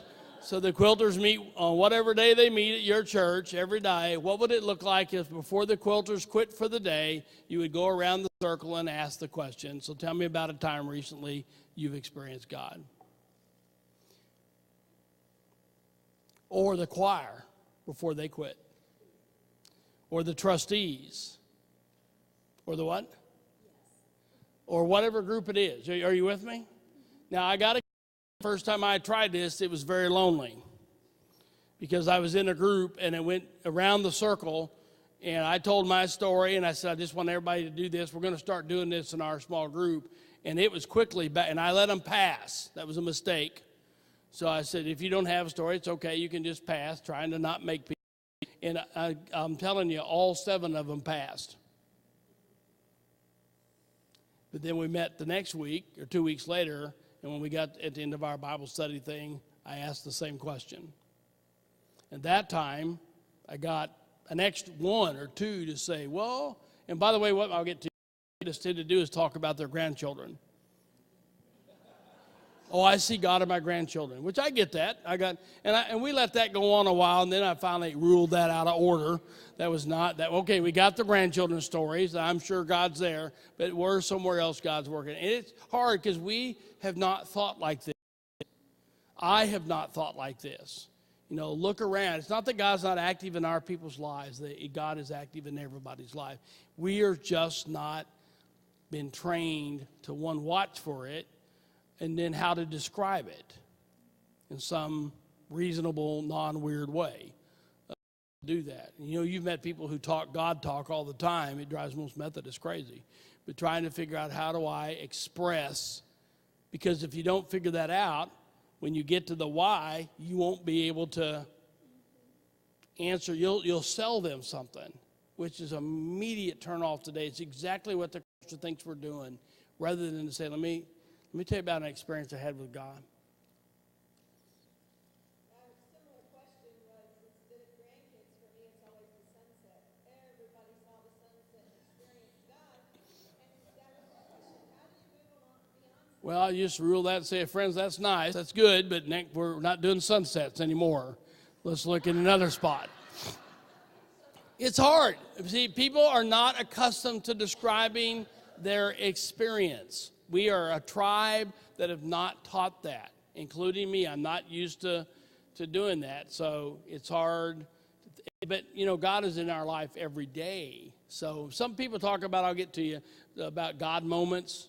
Tell me about some God moments.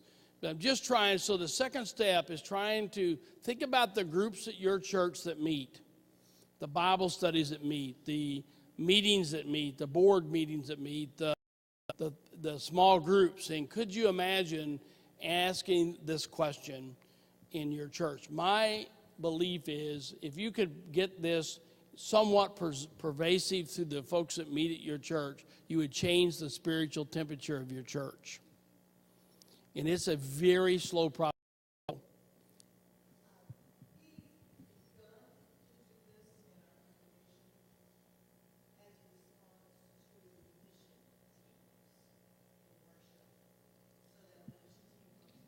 Sure.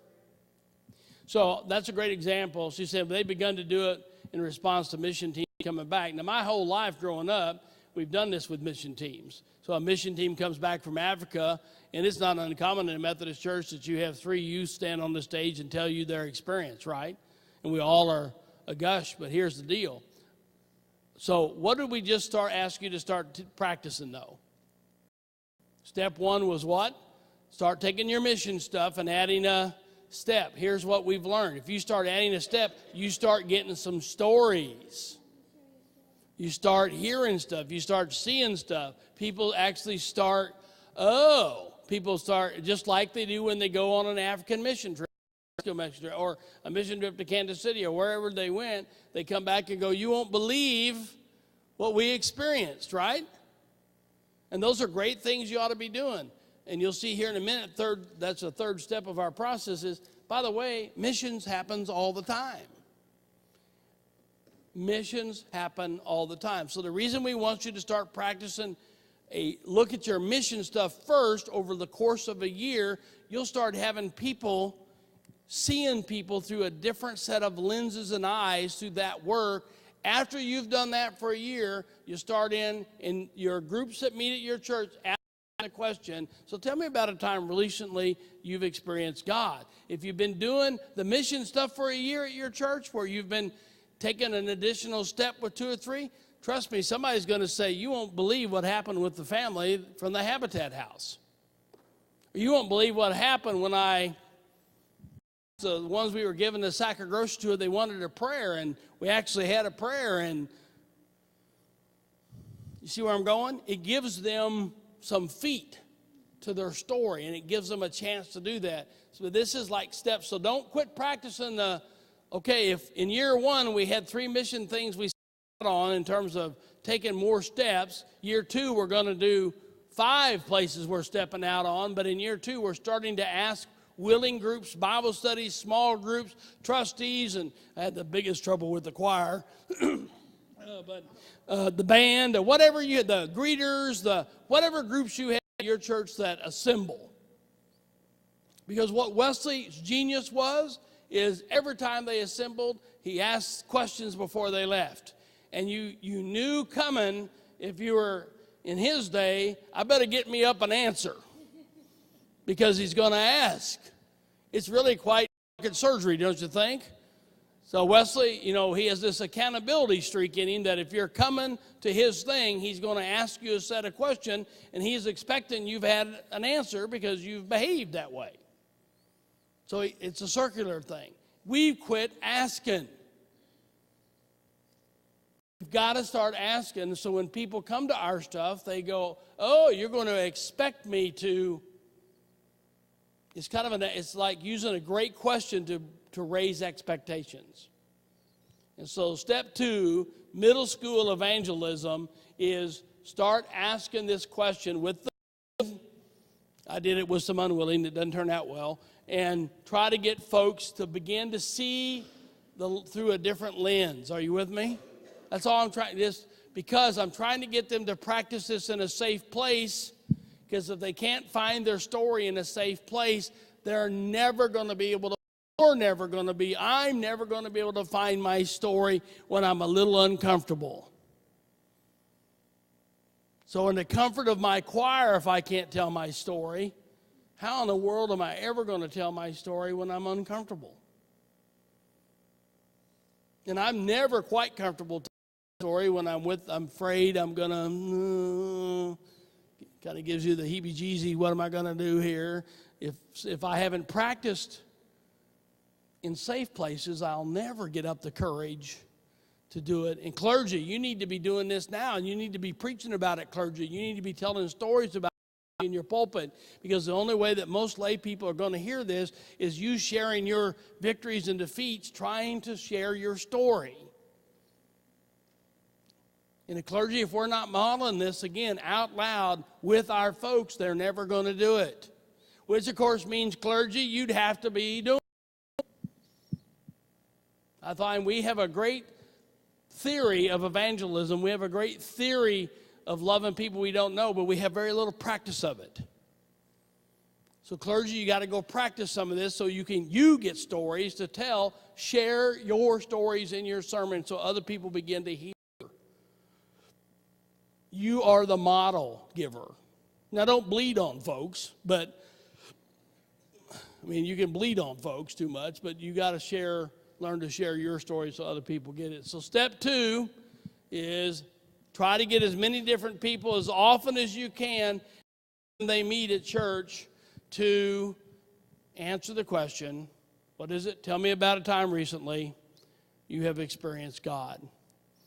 Because here's my friend Kendall Waller says you can't give something away you don't have. Until we practice this over and over and over, it's going to be real hard for us to share it with people we don't know very well. Or even with people we know very well, but we're just not comfortable to do it. Any questions about this? And it's going to take a year. You want to practice this for a year. So what are we doing? We're practicing sharing the story in every group we can at church, and we're continuing to take steps with our mission work, which we do naturally, but we're trying to add steps. So this is a step 3 then, and Barbara, you got ahead of me, is if in fact you get some groups of people sharing their stories on a regular basis, small groups, Sunday school classes, whatever, if you continue to trail along and take your mission stuff and start taking steps, you start getting stories like the story I told about Schweitzer. You could go down to Schweitzer today and you'll get all kinds of stories because they have 3 prayer rooms now. They pray with hundreds of people, and we have hundreds of people who have hundreds of stories of weird, odd things that gone on in just asking that question, would you like to have a prayer? And so they got all kinds of stories to tell, and they're practicing it in their small groups. Here's step 3. When this gets rolling at your church, friends, now, you heard me say we're in year 3. Did you hear me? Nothing fast about this. You're going to hear some great stories. Like Barbara said, oh, man, that story from going to Nicaragua was so great, we got to tell that to everybody. And so we either videotape it and put it on the screen, or we have a live body stand on the stage and talk about it, and everybody goes, oh, my gosh, there is a God. Everybody in your congregation get right? Well, here's what our experience is, Doug's experience is. If you start doing this regular in your church, you teach your leaders to listen for great stories. So I'm in a Bible study or a small or a Sunday school class or the choir, and somebody shares a moving, amazing story where God moved in their life. And you go, man, that story. You ever heard one of those? And that story ought to be shared with everybody. Step 3 is start incorporating into your service on Sunday morning, at least once a month, a testimony of somebody sharing their story. Now, don't do it once a week or you'll scare the Methodists in the room. They'll think you've gone Pentecostal. They'll think you're a holy roller. So be careful. I don't even know if the last church, I didn't even call it a testimony. It scared them. So just somebody's going to get up and talk. But I think we have lost testimony out of the Methodist Church, and we need to get it back. If you go back to our roots in America, and when Francis Asbury was here, he had an exhorter, somebody that was going to give a testimony. So yes, we heard the sermon, but now we're going to hear the testimony. Now, I need your testimony to be 3 minutes or less. Theirs were a little bit longer than that. But friends, third step is teach your leaders to listen for great stories. Videotape the great stories and put them on the screen, but at least once a month, where's the testimony up front in church by a lay person saying, you can't believe what happened.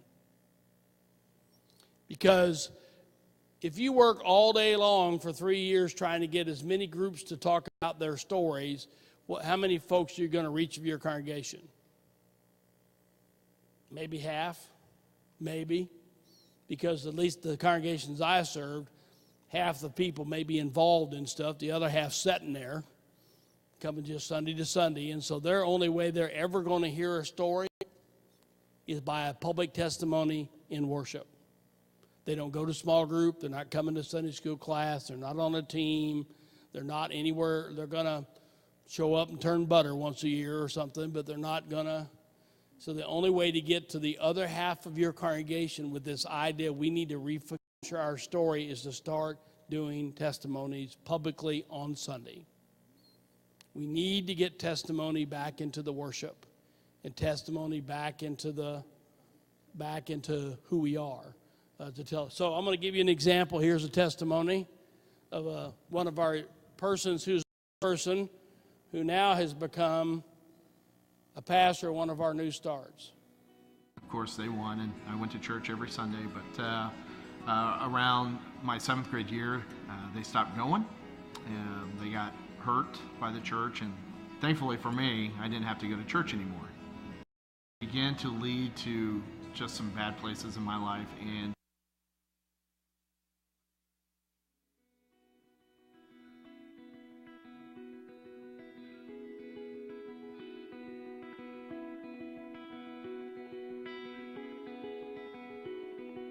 Hi, I'm JT. I'm the campus pastor here at Benton.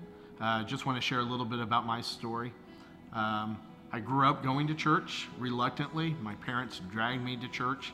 I can remember as a boy just kicking and screaming and fighting with them not to go to church. But of course they won, and I went to church every Sunday. But around my 7th grade year, they stopped going. They got hurt by the church, and thankfully for me, I didn't have to go to church anymore, which began to lead to just some bad places in my life. And by the time I was finishing up high school, I realized this isn't good. This is not where I should be, not the person that I feel like God wanted me to be. And so just really lost. And thankfully in my community, there was a youth pastor who reached out to me. His name was John. And I really liked him. He was just really fun to hang out with, to do life with.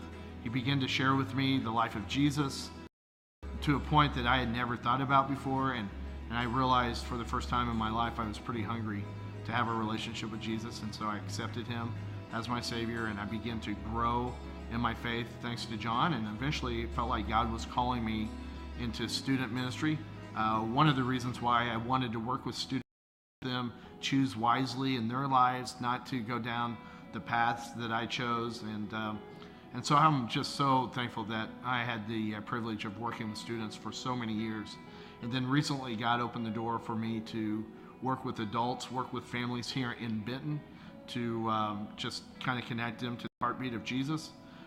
But my passion really is to reach lost people here in this community. And I also want to help connect those who got hurt by the church, or those who just have felt like their faith has just been stretched and they don't want to go to church anymore. I want to connect with them and just church to be a community of people just walking and loving each other and growing in their faith. And so I'm just so ecstatic about what God is doing here in Benton, and I'm so glad to be a part of it. My name is JT Thomason, and this is my story.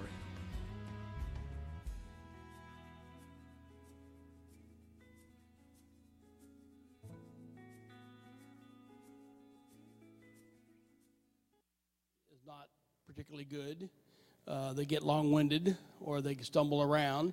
It's better if you can do, and by the way, being able to tape something today has gotten so much easier. In most of your churches, if you have somebody who has the phone, you could sit right here at this chair and ask the question, what's your name? Gene.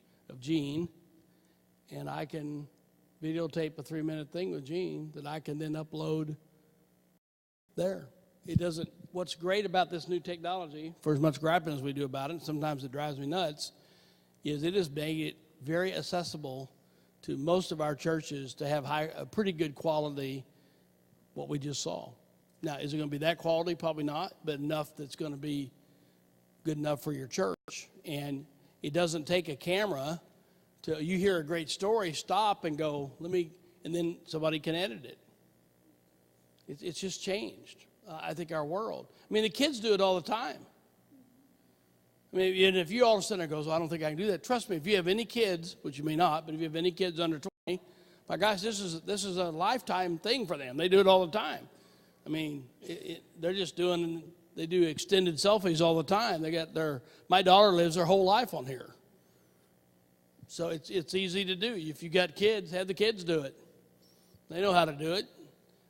They've grown up with it. So I just think it's a great way to get testimony back into the church. And it also goes back to, I'm not talking about something that's new here, friends, or rocket surgery.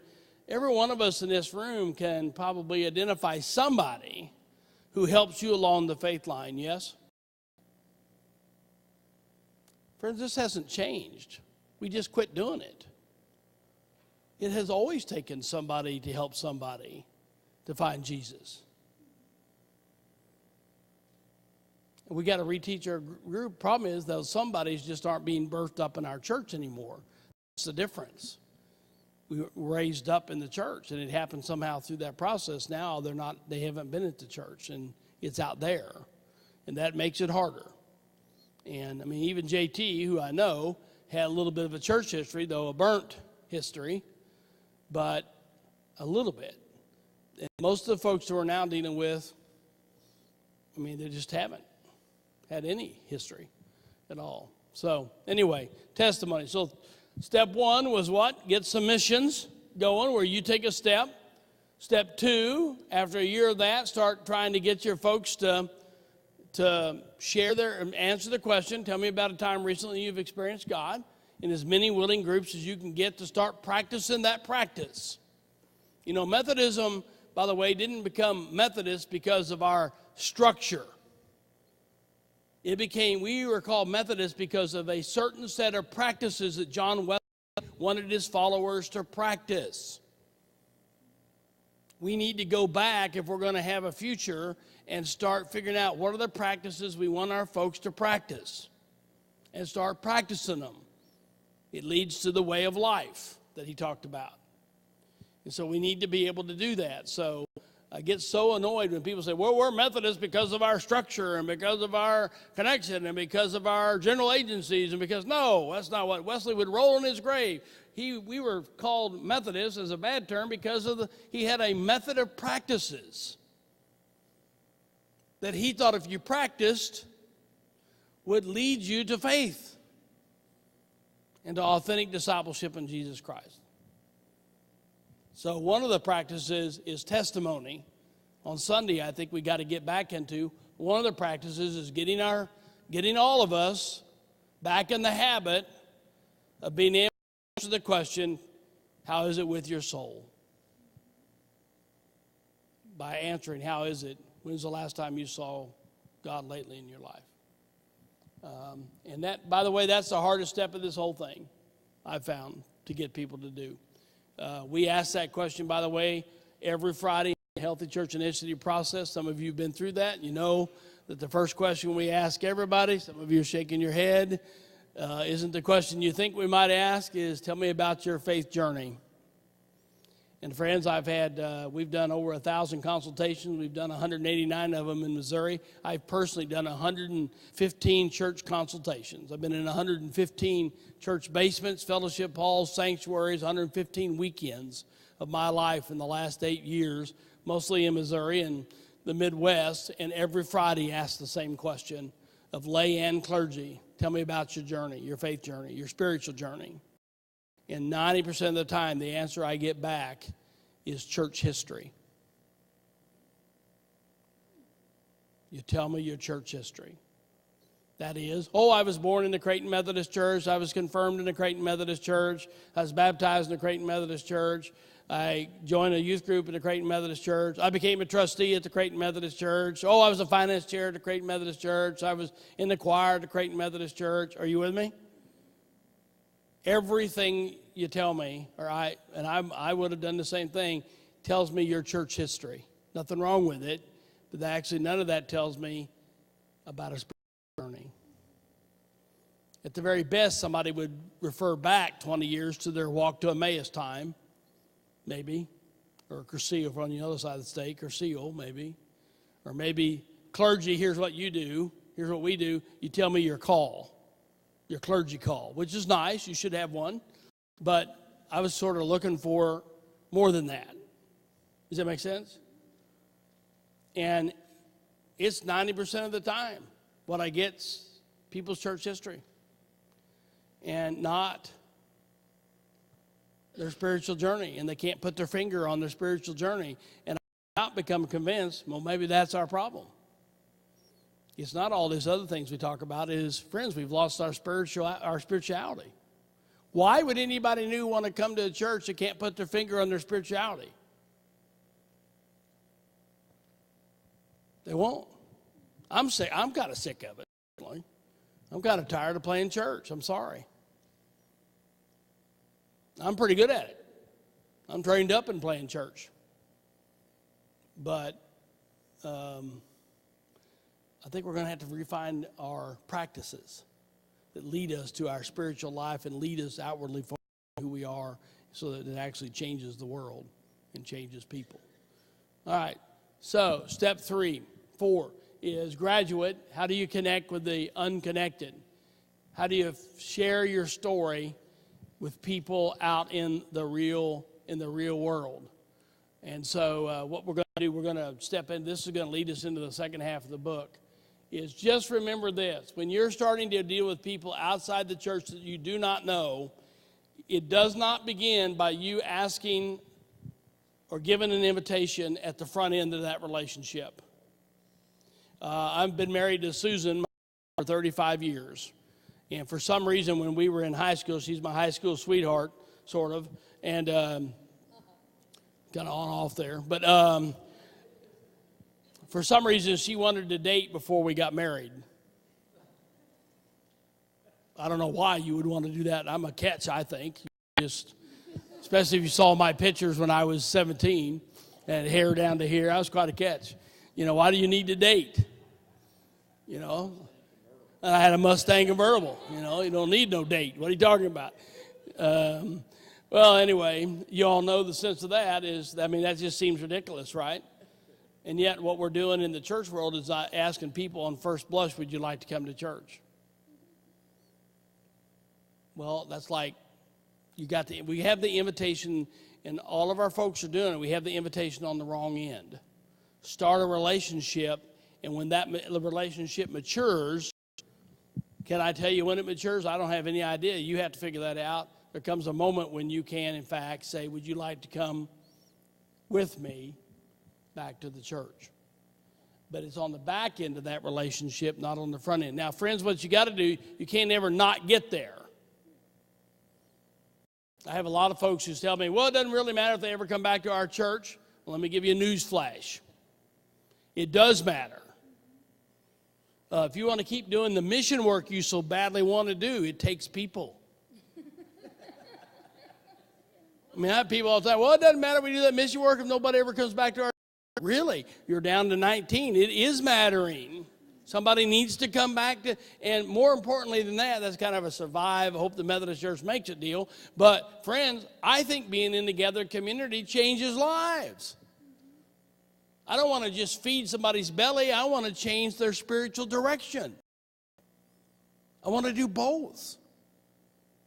I want to change I believe in redeem and rise. I want folks to get better in their life, and I want folks to also get better in their spiritual life.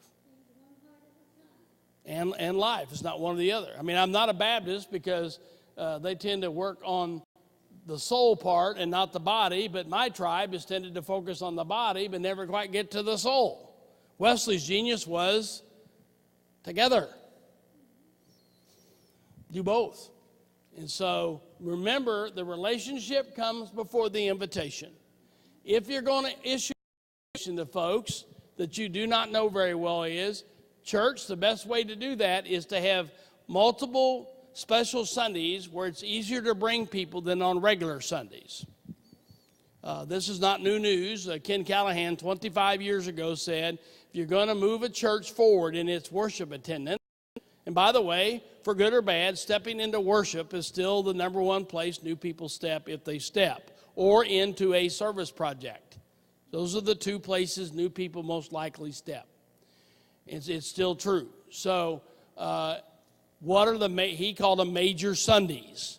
And so God gives you two already, right? You know what they are, right? Christmas and Easter. What's three more you can put together where it's where you blow out the doors, you bring your very best, you do things you can't afford to do other Sundays, and you make it an easy moment for somebody to step into the life of your church. What? You could do a biker Sunday. So there's just all ways to do it. Now, rule one for me is don't do anything you ain't figured out the follow-up. Right? Remember back to the beginning of the workshop today. So I see churches do this. They have a biker Sunday, and they have a big deal, but nothing. So, and by the way, just this is an inside tip. Folks who organize things are rarely the same folks who follow up on things.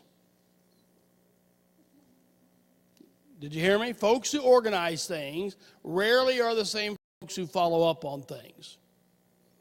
And we try to make the same folks do both most of the time. So people who organize Vacation Bible School are normally very poor at following up on Vacation Bible School for two reasons. One is, by the time you're done with Vacation Bible School, you are exhausted.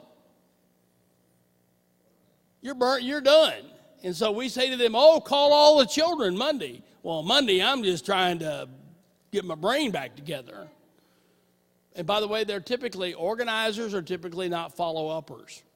And so I've learned to say, okay, if that's the group organized Vacation Bible School, where's the 10 people? Their only job is to just hang around and get acquainted with the kids so that they can follow up. If you're going to do a potluck, potlucks are deadly for new people. Deadly. It's one of the most deadly things you can do to turn off a new person is to have a potluck, because you all will have a great time, and the new guests will feel like they're not a part of the deal. Unless, of course, you've intentionally have hangout people whose only job is not to visit. In fact, the rule is you cannot visit with people you know.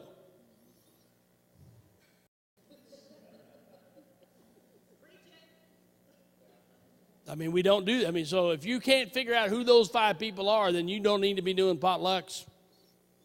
Because, I mean, unless you just say this is not for anybody but us, which is fine, you could say that. But don't be crying that no new people are coming. I mean, I don't mind you doing fellowship. Do you get me? But you just need to know that's what you're doing. Nothing wrong with fellowship. There's nothing wrong with potlucks. I mean, I'm a witness of it. But friends, it's not what you think it is. It's not a great place for new people. Unless you intentionally do something, it's a great place for new people.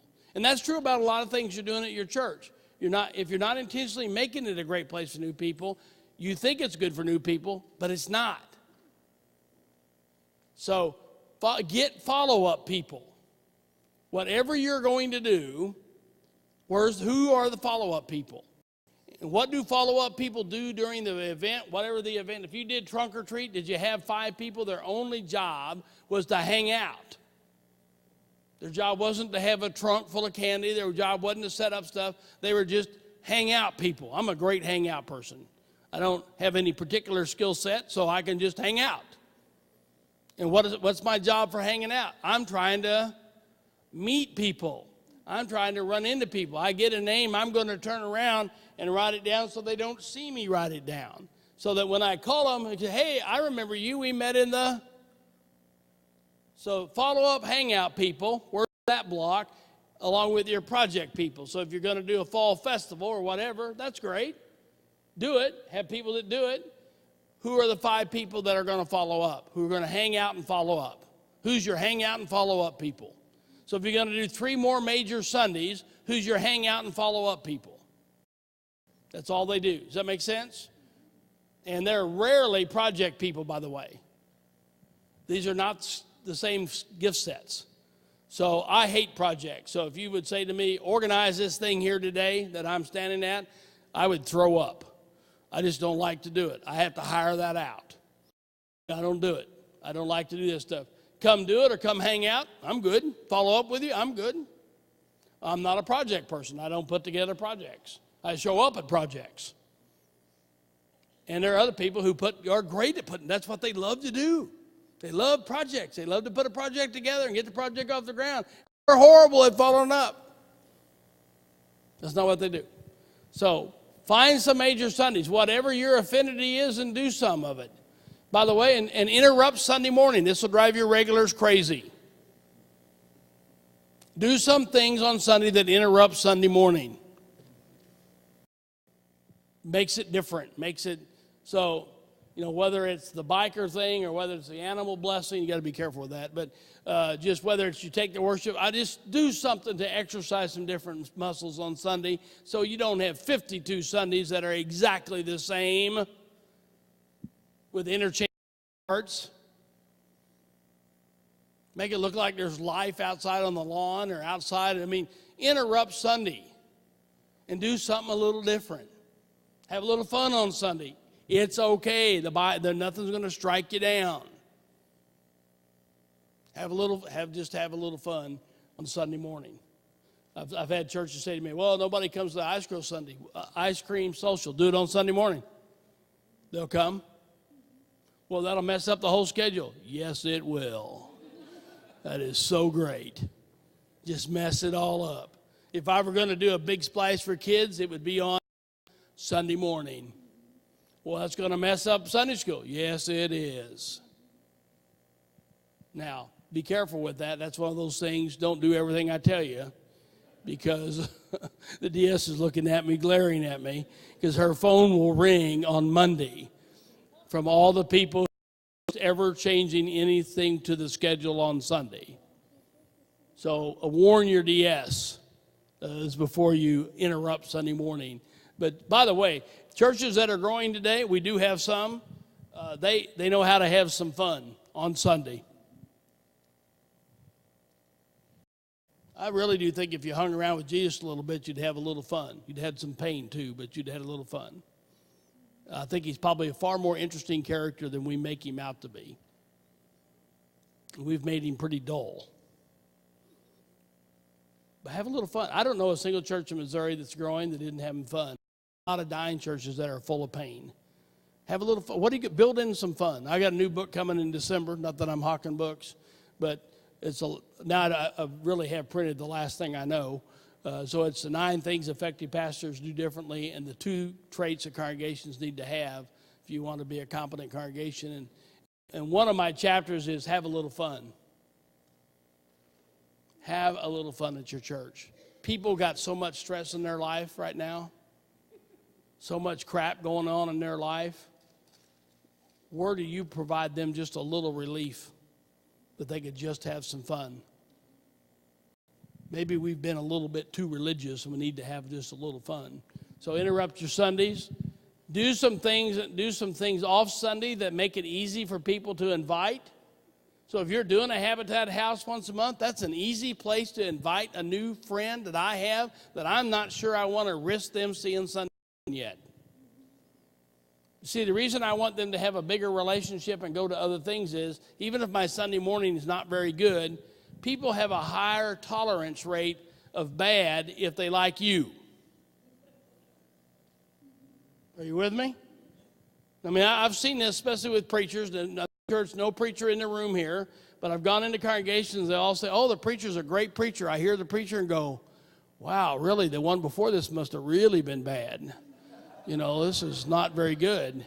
And what I've learned along the way is with all true. I mean, I've laid an egg or 2 on Sunday morning. Everybody still says I was nice. Sure, they know that wasn't nice, but they like me, so it was nice. They have a higher tolerance of my stuff.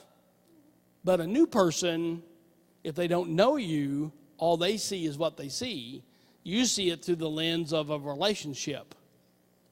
So when I step to the stage at Church of the Shepherd, even 9 years later, everybody sees it through the lens of their relationship.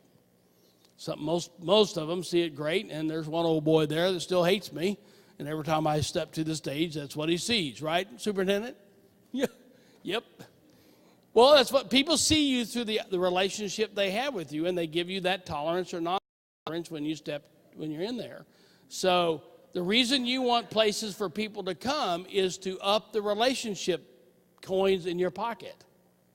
So if I come to a Habitat thing, I go to a Wednesday night thing, I go to a kids thing, I go to a fun thing, I am putting trust coins in my bank with this person, so that when they do come on Sunday, even if we're not the best show in town, they like me enough, there's enough coins in their trust pocket that their tolerance of what Sunday should or shouldn't be goes up. Are you with me? This sounds crazy. This gives you a better chance of them coming back a second time than if the first thing they see is your Sunday morning. Is to step into other things. So what's congregations, what's the other things that people can easily step into? You really have to evaluate, because a lot of things you think are easy to step into are not.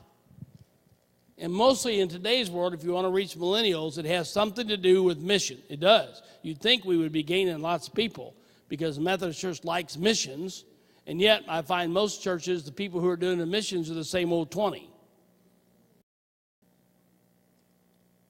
That should be a great doorway for new people to help mission. So what are the ways that people can step into before they step into Sunday morning? But remember this, they're eventually going to step into Sunday morning.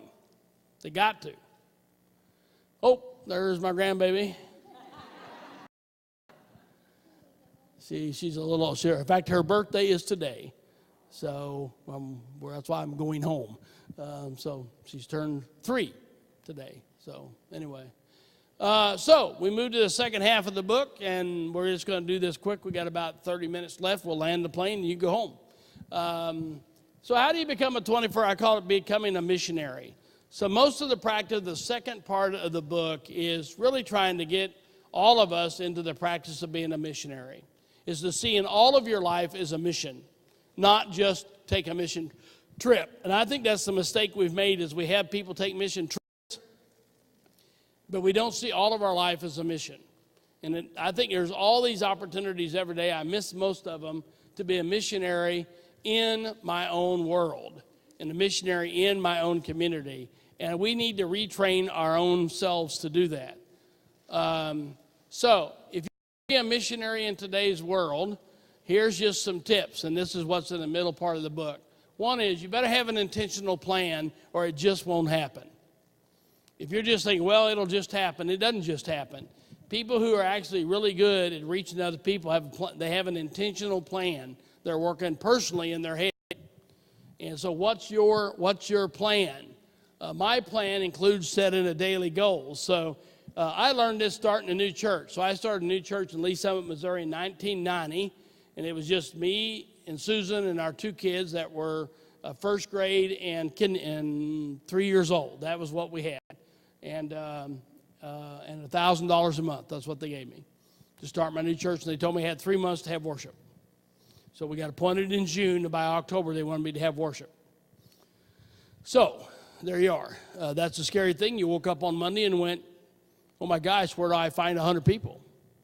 And I grew up in church. I had done well in my churches in seminary and college, but never woke up on Monday and realized, ooh, how do I get the first one? And by the way, what do I offer them? We're not having church. I don't even have a chair. I don't have a place. I've got nothing. I'll meet you in the coffee shop. And that's all I had. So I actually learned how to start a church from the State Farm insurance agent. Because I got so panicked on that first Monday, pastors, you can imagine this. You've always, just nothing. I got nothing. How do I get the first lead? When you move into established church, that's what's crossing your mind. And so John Hardy was his name. I went to John. He was my State Farm. I said, how do you get your leads? Literally, he said, how in the world do you get your leads? And he goes, well, I make 10 contacts a day. Really? Well, how do you do that? Well, you just start, and he started naming off all the just anything under the sun. But I got to get 10 names a day. If I get 10 names a day every day, he says, I'm successful. That's 10 names you could write down, and now this is in 1990. And so I went out there and went, okay, well, that works for insurance. I can make that work for Jesus. So I decided that I would, my job, I didn't have anything else to do, by the way. There's no people, there's no hospital calls, nobody's dying, all the other excuses. All I got is this. So every day, I got my great-grandmother's 10 marbles that I cherish to this day and put them in my pocket. You know what I'm talking about? Those little clear, wonderful marbles she played Scrabble with, my great-grandmother, and I put them in my pocket, reminded me of her. Her daddy was the only preacher in my family. And so every time I got a name, I took a marble out of this pocket, and I put it in this pocket. And when I got all the marbles moved from one pocket to the next, my day was done. Some days that was 3 hours, and some days that was 12 hours. Some days it happened all after 6 o'clock. Some days it happened all in the morning. And so and then I'd go home and make my list. And then send them something. That's what you did in the 90s. Sent them something. But I didn't send them to go to anything. I didn't have nothing to go to. So I did that, by the way, for 3 months.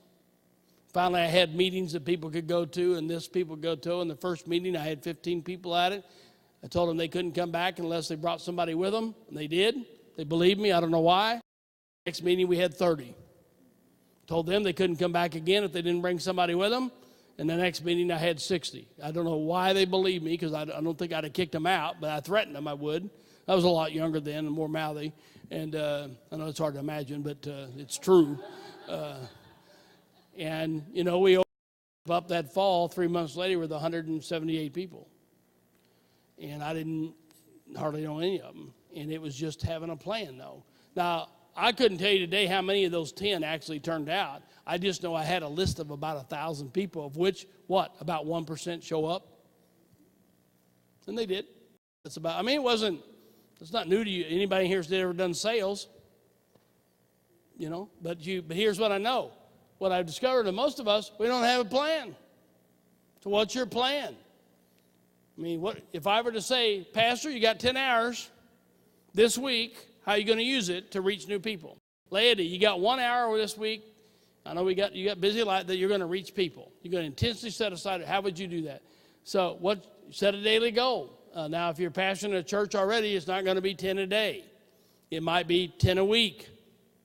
So pastors, if you can reach 10 a week, just think about that. 10 a week times 52 weeks. You're going to take some vacation out. Maybe it's 42 weeks. That's 480 new names, of which maybe 10% might turn out, maybe. Well, that's more than you're probably getting now. So, but it's just a matter of numbers. So what's your goal? And what are you doing with those names? Mostly, even then, the card I sent to them was, thanks for meeting with me. Number one thing you have to do when you're trying to reach people you don't know is build trust. You've got to build trust. People do not trust the church, clergy. They certainly do not trust the clergy. We rank right below sales as trustable people. And in the St. Louis market, it's worse than that, because there's been so much bad news in the St. Louis market. And you all may say, well, that's the Catholics. You need to understand, the world out there doesn't separate anybody from anybody. When they see a bad thing at a church, they assume all churches are like that. When they see a pastor or a priest or a clergy do stupid, they assume that's what we all do. It's just the deal. Our number one goal when you're out there in the real world, you got to build trust. You got to build trust. They got to trust you before you can take another step. And ever how you do that, you got to have some mutual respect of where they are. And right now, people are everywhere, friends. And the other thing I've learned with people is, if they're even willing to talk to you, probably something's going on in their life that you don't know about. And so you gotta just kind of find out where they're at. And you got to start, it all starts back, back with that conversation. And then you got to become a model. And so every time I say clergy, laity, I may say clergy, get a plan, do 10 hours a week, 10, laity, what's your 1 hour a week, what's your 2 contacts? The church is not going to grow just on the back of your clergy bringing people. It doesn't work like that. Everybody's a missionary. So put up your radar, and who do you know in your circle of influence? Everybody has circles of influence. If we had more time today, or I had that, draw, that old circle of influence. Who in your family, who in your relatives, who in your workplace, we all have neighborhoods. I have at least 3 neighborhoods in my life. The physical neighborhood I live in, if I had you draw a grid of 8 houses around you and said, how many do you know? Now, my guess is it wouldn't be too good. Do you just know their name? Or do you know their name and something about them? Or do you really know them? Could you put 8 people in those boxes? 3's not enough. And I was saying, first, where I live at Lake Sherwood out in the country, and I could not name 8 names, even.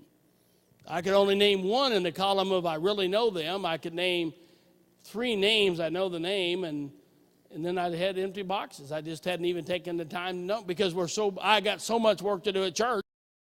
I ain't got no time to be meeting my neighbors. I'm not sure how that's going to work out when I meet Jesus. You know what I'm saying? So do that. I mean, that's a sermon series. You can do that, friends, at your church. Have everybody draw a box of 8 boxes. People in your neighborhood. I know their name only. I know them some. I would know them, see them in the street. And then the ones that I really know. Am I making sense? Could your congregation, each person put a name in those 8 boxes?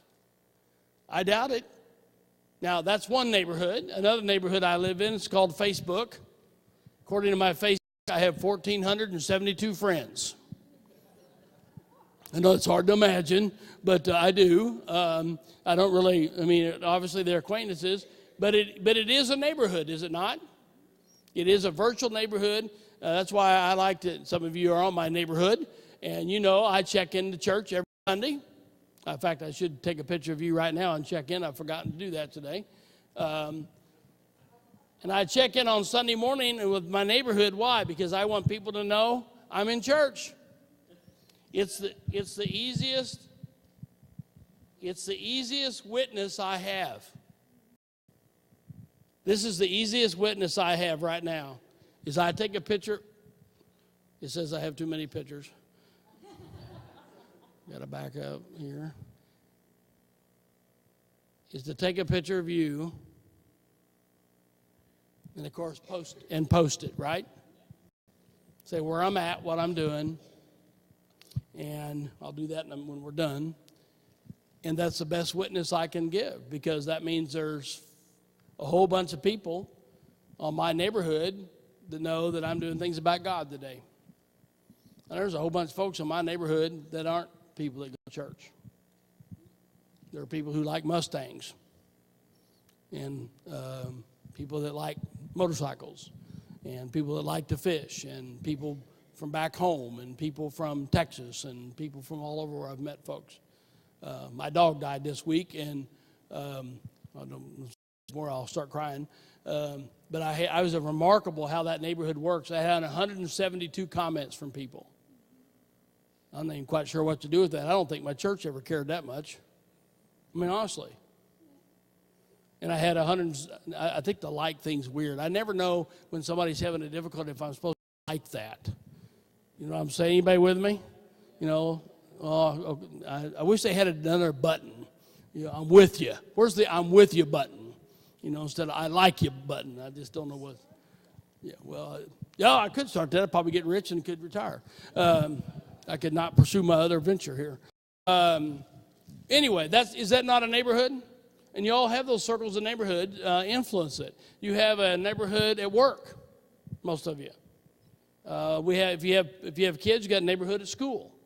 You have a neighborhood where you're placing yourself. We all live in circular neighborhoods. Some of it's geographic, some of it's virtual, some of it's work-related, school-related, other interest-related circles. And that's a part of figuring this out, is using those and working in those neighborhoods and modeling this in neighborhoods. Use your radar.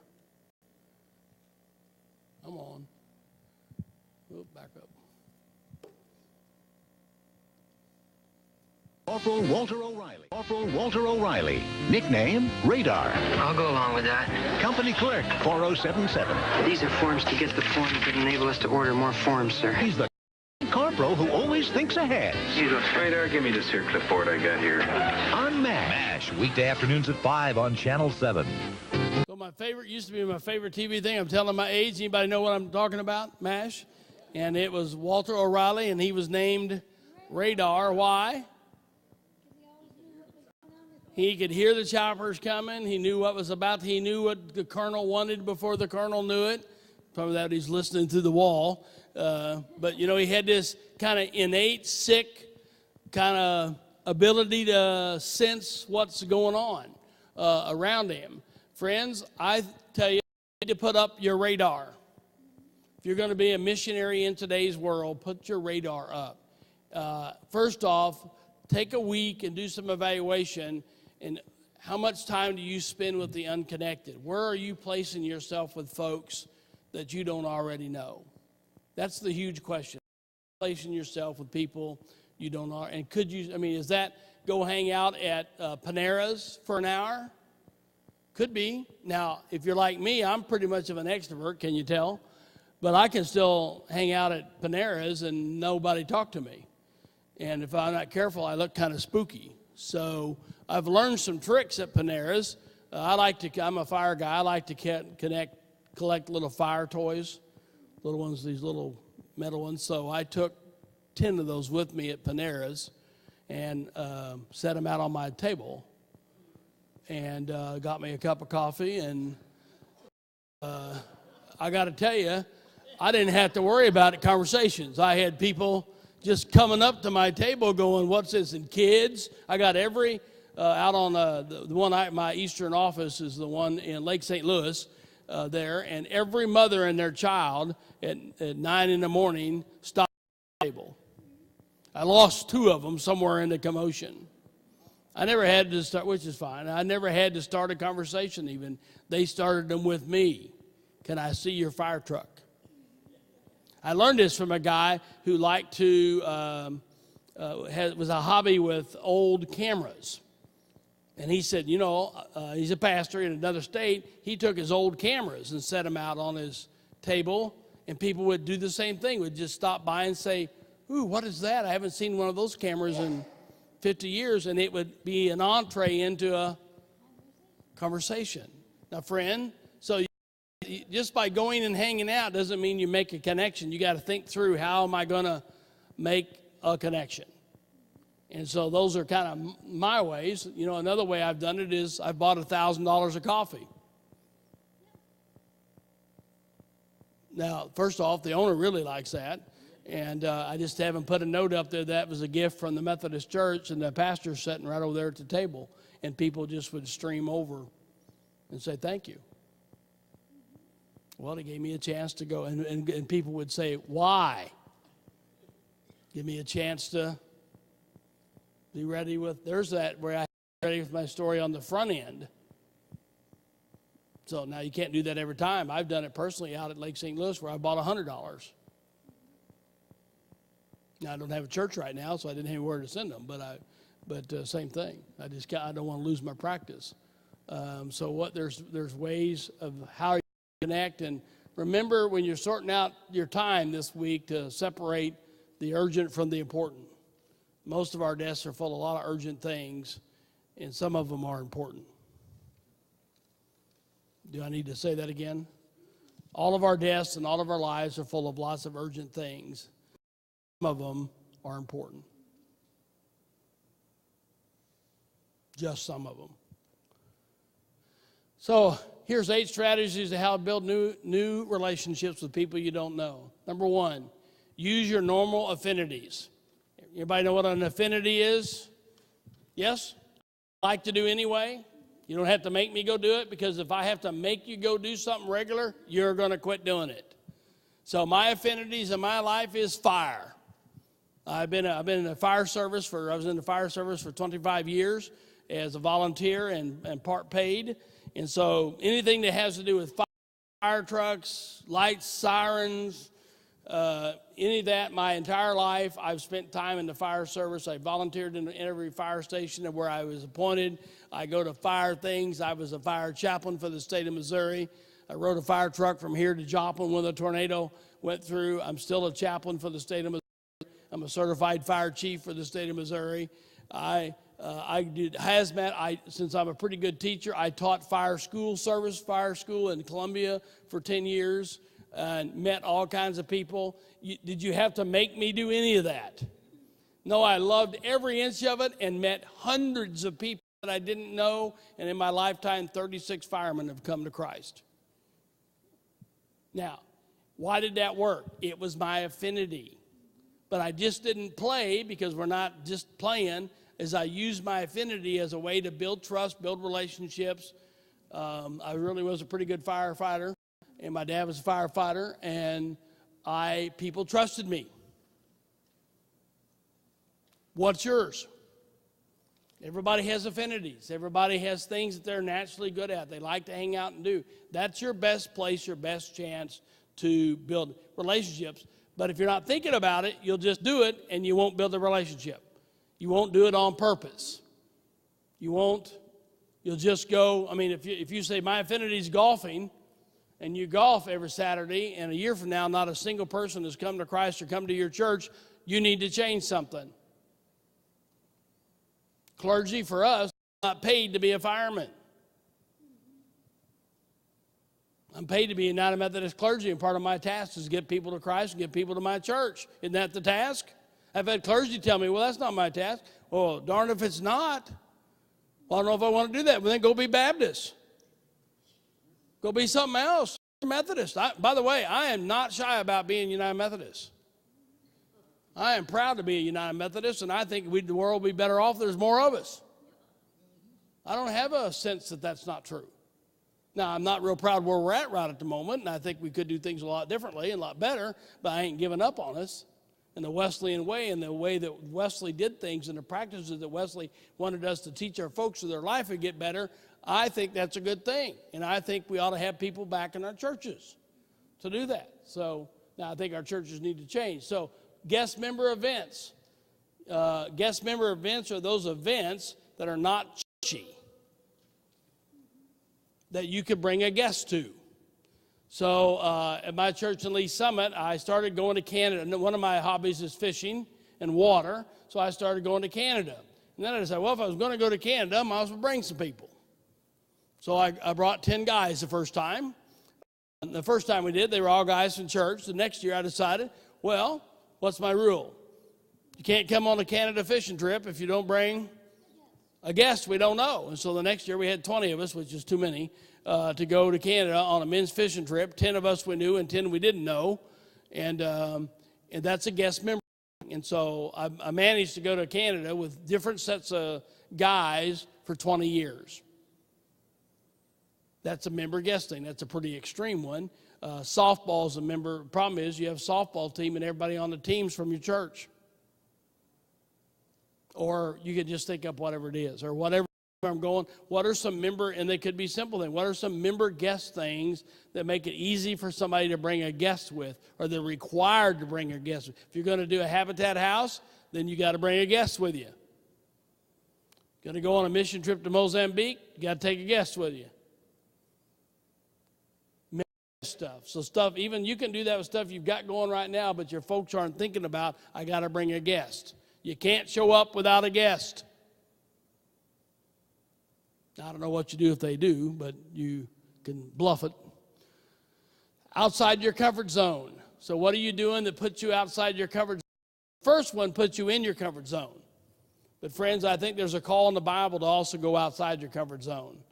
And so my place at Church of Shepherd was, there's some folks back here that know this, is I decided we were going to start a Hispanic ministry, didn't I? Man, did we mess that up. I have no idea what we were doing and got the wrong person to do it. I mean, we messed around with that thing for what? Help me out, Sally. My entire time there. But I had this thought that we should be, as a suburban church in St. Charles, engaged with people we didn't know in downtown St. Louis. And man, did my folks drag their feet. We couldn't speak the language. We didn't understand. And we did it badly. But guess what? The church you have today in St. Louis are with, 2 sites or 3, going on 3, I think, are Hispanic sites, is the seeds of that were from Church of the Shepherd. The seeds of that were from some of us deciding we should go outside our comfort zone. Now, the first time you do it, you'll mess it up badly. But that's okay. Just keep trying. Where do you need to be outside your comfort zone? When I was in Celeste, Texas as a student in seminary, I didn't really realize what I'd done, but I went across the tracks. Some of you may or may not know what I mean, but in that little town of 1,000 people, there were tracks, literally railroad tracks, and of course, white folks on one side, black folks on another. Well, I'm a little country kid from the west side of the state of Missouri. The first time I ever met an African-American young man was my senior year in high school. It was a novelty. So I get to Texas, it's not a novelty. So first week I was in Texas, this will get you off to a good start. In 1981, I go across to the little AME church across town that has 12 people and volunteered to help them. I had a PPR meeting the very next Monday, of which they informed me I was from up north and I didn't understand. And I didn't, but I kept going over to help them. And I mean, just, you hear where I'm at? Where are you putting yourself in and did I know what I was doing? I had no idea what I was doing. So, where are you putting yourself in uncomfortable places? And then you got to create some margins. Said that earlier. If you don't create some margins, you can't build new relationships. Now, this sounds really weird. You may need to drop some friends.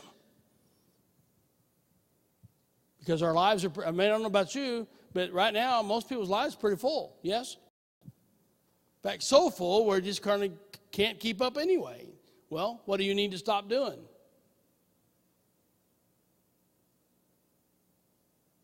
All of us have stuff we can stop doing. What are you going to stop doing so you can do something different? Number 5, routine introductions. Routine introductions is a great way to meet people. And I'm just a great believer in routine introductions, and they happen all the time. So rather than buying gas at the QT with my card at the pump, go inside and pay inside. Introduce yourself to the person at the cash register, by the way, without talking on your phone at the same time, which makes them feel like they don't count. So, yes.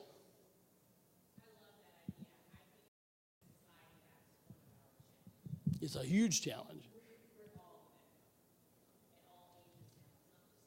Oh, no, it's everybody.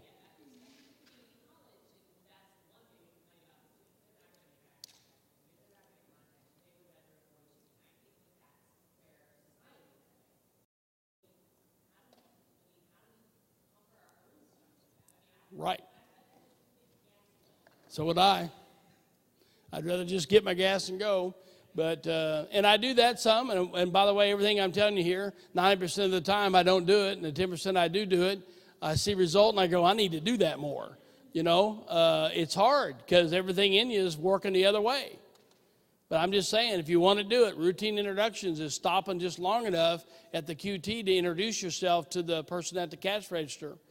The one I'm in the most now is the one in Columbia, where the office is at, and I'm not in there every day. I'm in there twice a week, but I've been there just enough for the guy behind, about the same time every day. I go inside every day, mostly there. It's not to get gas. I'm an old man now. I need to go to the bathroom, and so I go to the bathroom, get something, and then talk to the person a little bit, and they know my name now.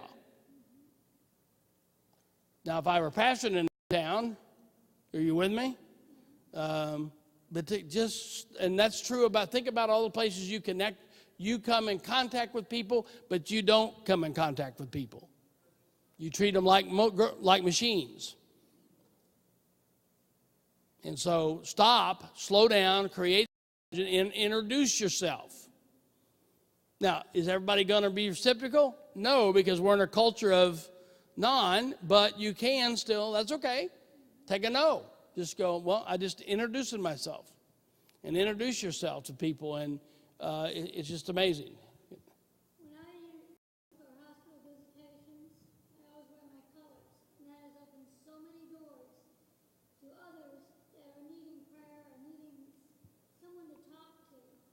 And, you know, it's a universal sign, but at the same time, you know, when you're at a hospital, look around. Who's sitting by themselves? Can you offer help? Right. So what she's talking about, when she makes hospital calls, she wears her collar, and that opens doors. It also closes some doors, by the way. It works both. Oh, your collar's that. Oh, yeah. That works too. So she's wearing this. Did you ride it? No. Oh, that's heavy enough. That's heavier than you. So now I would have said this too. They will just stop you, will they not, and say, what is this? Right? And you get to have a conversation. I find that true with my motorcycle when I roll up, and she'll tell you that too. When you roll up at the gas station, people actually will come over and talk to me. They will never come talk to me filling up my car, but if I'm on my motorcycle, I ride a trike, and it's kind of different. People come over all the time and talk. And so where are your places you could stop and introduce yourself? Clergy, have you introduced yourself to 40 businesses? Then Church of the Shepherd, I had 80 businesses a year I went into and introduced myself. I did it every quarter. I did it up and down Jungerman, up and down. I just went out and introduced myself. And enjoying places I can introduce myself. And I introduced myself. I said, hey, I'm Bob Farr. I'm the pastor of Church of the Shepherd. You can imagine the next line. Is there anything you can do to be helpful? By the way, I was counting on that 90% of the time they'd say no, because I really, really counting on them telling me something. And most of the time they didn't. But here's what I learned. In fact, I'd say 99% of the time they were just baffled I was there. But here's what I learned. I don't know how many people came to that church and they would say, well, I was at the so-and-so place and they referred me to you. It's the power of referral. So the ability to introduce yourself over and over and over around your community leads to the power of referral. People will refer people to you. And I had lots of people that would refer and say, oh, I know the pastor at Church of the Shepherd, they'll help you. Or I know the pastor at, I've met the pastor at. In fact, yesterday I was talking to a guy that I had never met on the phone. He goes, I think I know who you are. He's from St. Peter's. I go, oh, probably not. And he said, well, I was in and out of City Hall a lot at St. Peter's. I was on the park board. I think you were in City Hall quite a bit. Yeah, I was. I was on the DDRB board, and I was helping. I says, I know you. I've met you. You've introduced yourself to me. It's been 9 years since I've been at Church of Shepherd. I was just doing a business transaction. The power of routine introductions around your community, but you have to intentionally do it, or it just gets by you. So just keep introducing yourself around. Offer blessings. Create a hangout. Where are your 2 favorite hangout places? Where do you intentionally hang out in your mission field where you're going to rub elbows with people in your mission field? Where's it at? Mine was when I was in ministry. It was the St. Charles Coffee House. It was just down from where I was, and I'd hang out there. Mine now is Panera's at Lake St. Louis. That's my most eastern office. I also have one in Kansas City that I hang out when I'm there with. That's if somebody calls me, a clergy, and says, I want to meet with you. I meet with them at Panera's. Clergy, quit meeting people at the church. Meet them out at the public space. Laity, quit doing your Bible studies at church. Quit doing your small groups at church. Move your stuff to the public square. Move it out to the people. People will hang over your shoulders and ask, what are you doing?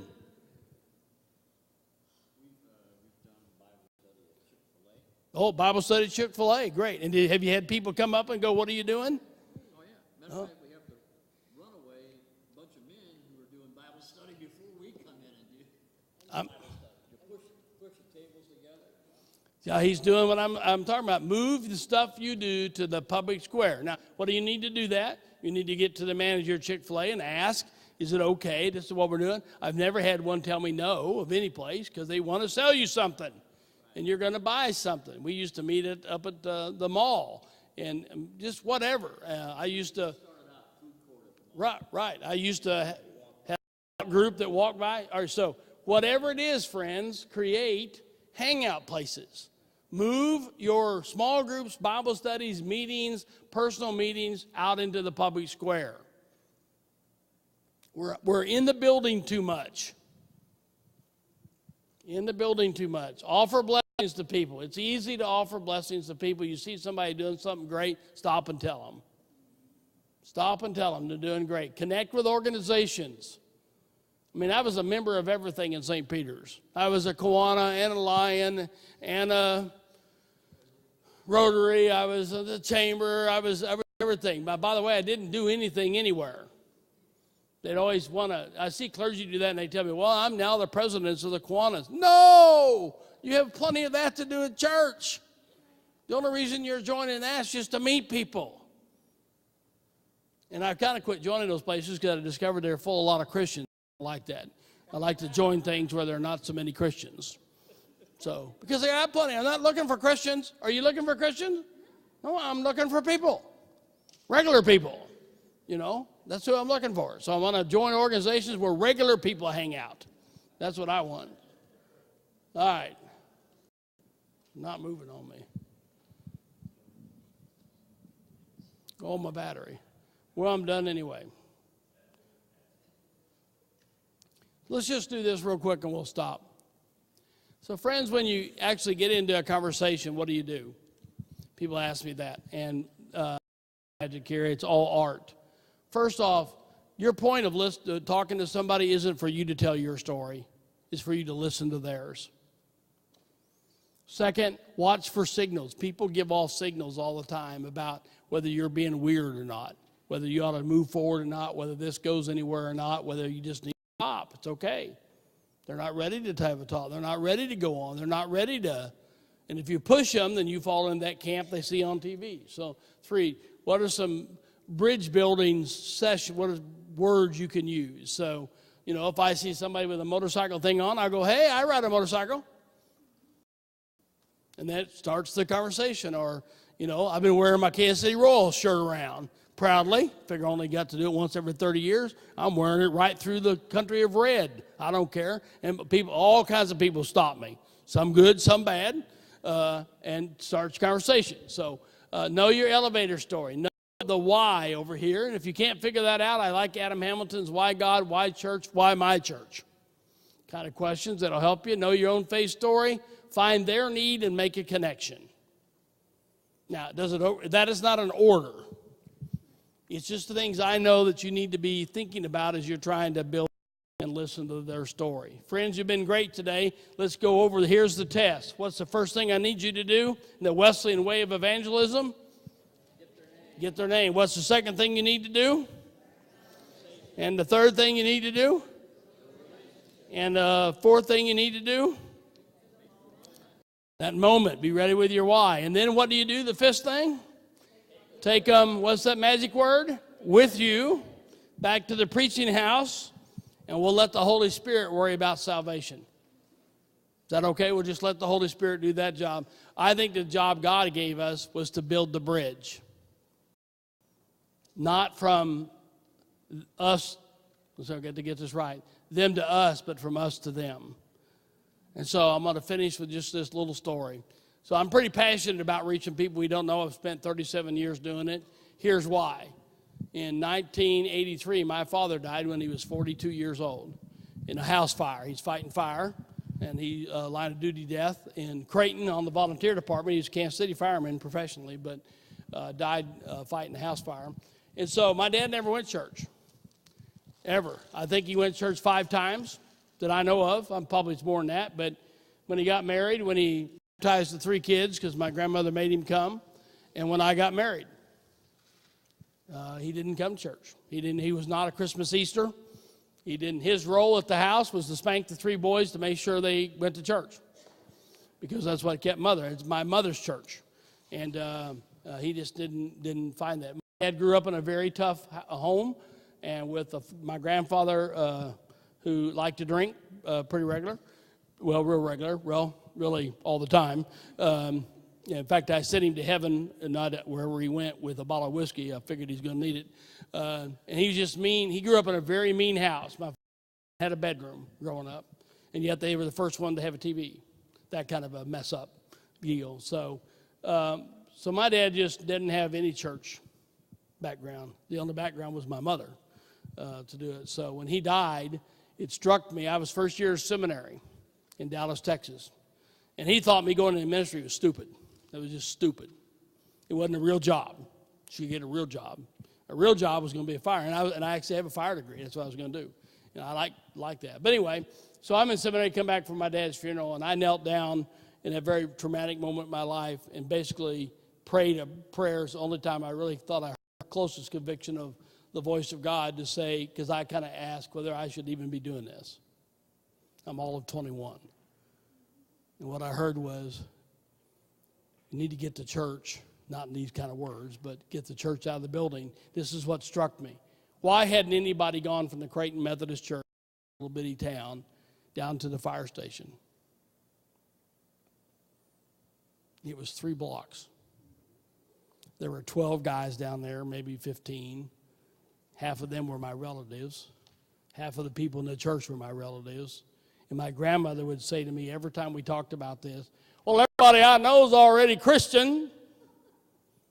And it dawned after my dad died, wow, she didn't even see my dad. It wasn't true that everybody she knew was Christian. My dad wasn't. And why hadn't anybody at the church gone down to the fire station and built a relationship with those guys? Now, I have a deep belief in God's grace and believe my dad's in God's arms. But I got a conviction that day at the same rail I was confirmed at that said, if I'm going to do this, I'm going to try to get my church out of the building and reach people like my dad. And I've spent the rest of my life doing that. And friends, every church I've ever served, every DS heard the same complaint about me. He's never in the office. Never, right, Sally? She was at my church a while. He's always out there running around. He always cares more about the people outside the church than inside the church. Sound familiar? Wasn't really true, but it was true. I did care about the folks out there. And I did spend a lot of time out there. And even today in my conference job, everybody says, you're never in the office, Farr. Nope. Because I made a conviction at the rail I was confirmed at by Marie Hyatt that if I was going to be in the ministry, I was going to spend my life out there hoping those folks would desperately know God's love like the folks in here know. I'm a little passionate about this. And what I know is, standing near this church, I don't care what church you're at, that within driving, walking distance of this church is my dad. Now, it might be somebody's mother, brother, sister, aunt, uncle, child, that is far away from God and doesn't know how desperate that God loves them, just like God desperately loves you. And I believe God is calling you and me, who already know this, to build a bridge from where they're at over to this gathered community of faith, where I too, and certainly you, have found a value that changed the trajectory of your life. And so, yep, I am not going to play church. I want people to know God desperately loves them. And I hope you'll join me in that, and you can make a difference. Let's pray. God, I give thanks for today, the chance together, chance to think about how you would have us be missionaries in our own neighborhoods. God, reach down into our hearts, open them up, give us place a burden on us. Give us a burden for people we don't know. And God, in doing that, we were liable to find our own soul. I pray that you will give us a good day for the rest of this day and ready us for a great day tomorrow. I pray it in the name of Jesus Christ, and the house of the Lord agreed and said, amen. Thank you all for being here. Thanks for being online watching today, and I hope this was helpful for you. Thanks, Kurt, for doing it.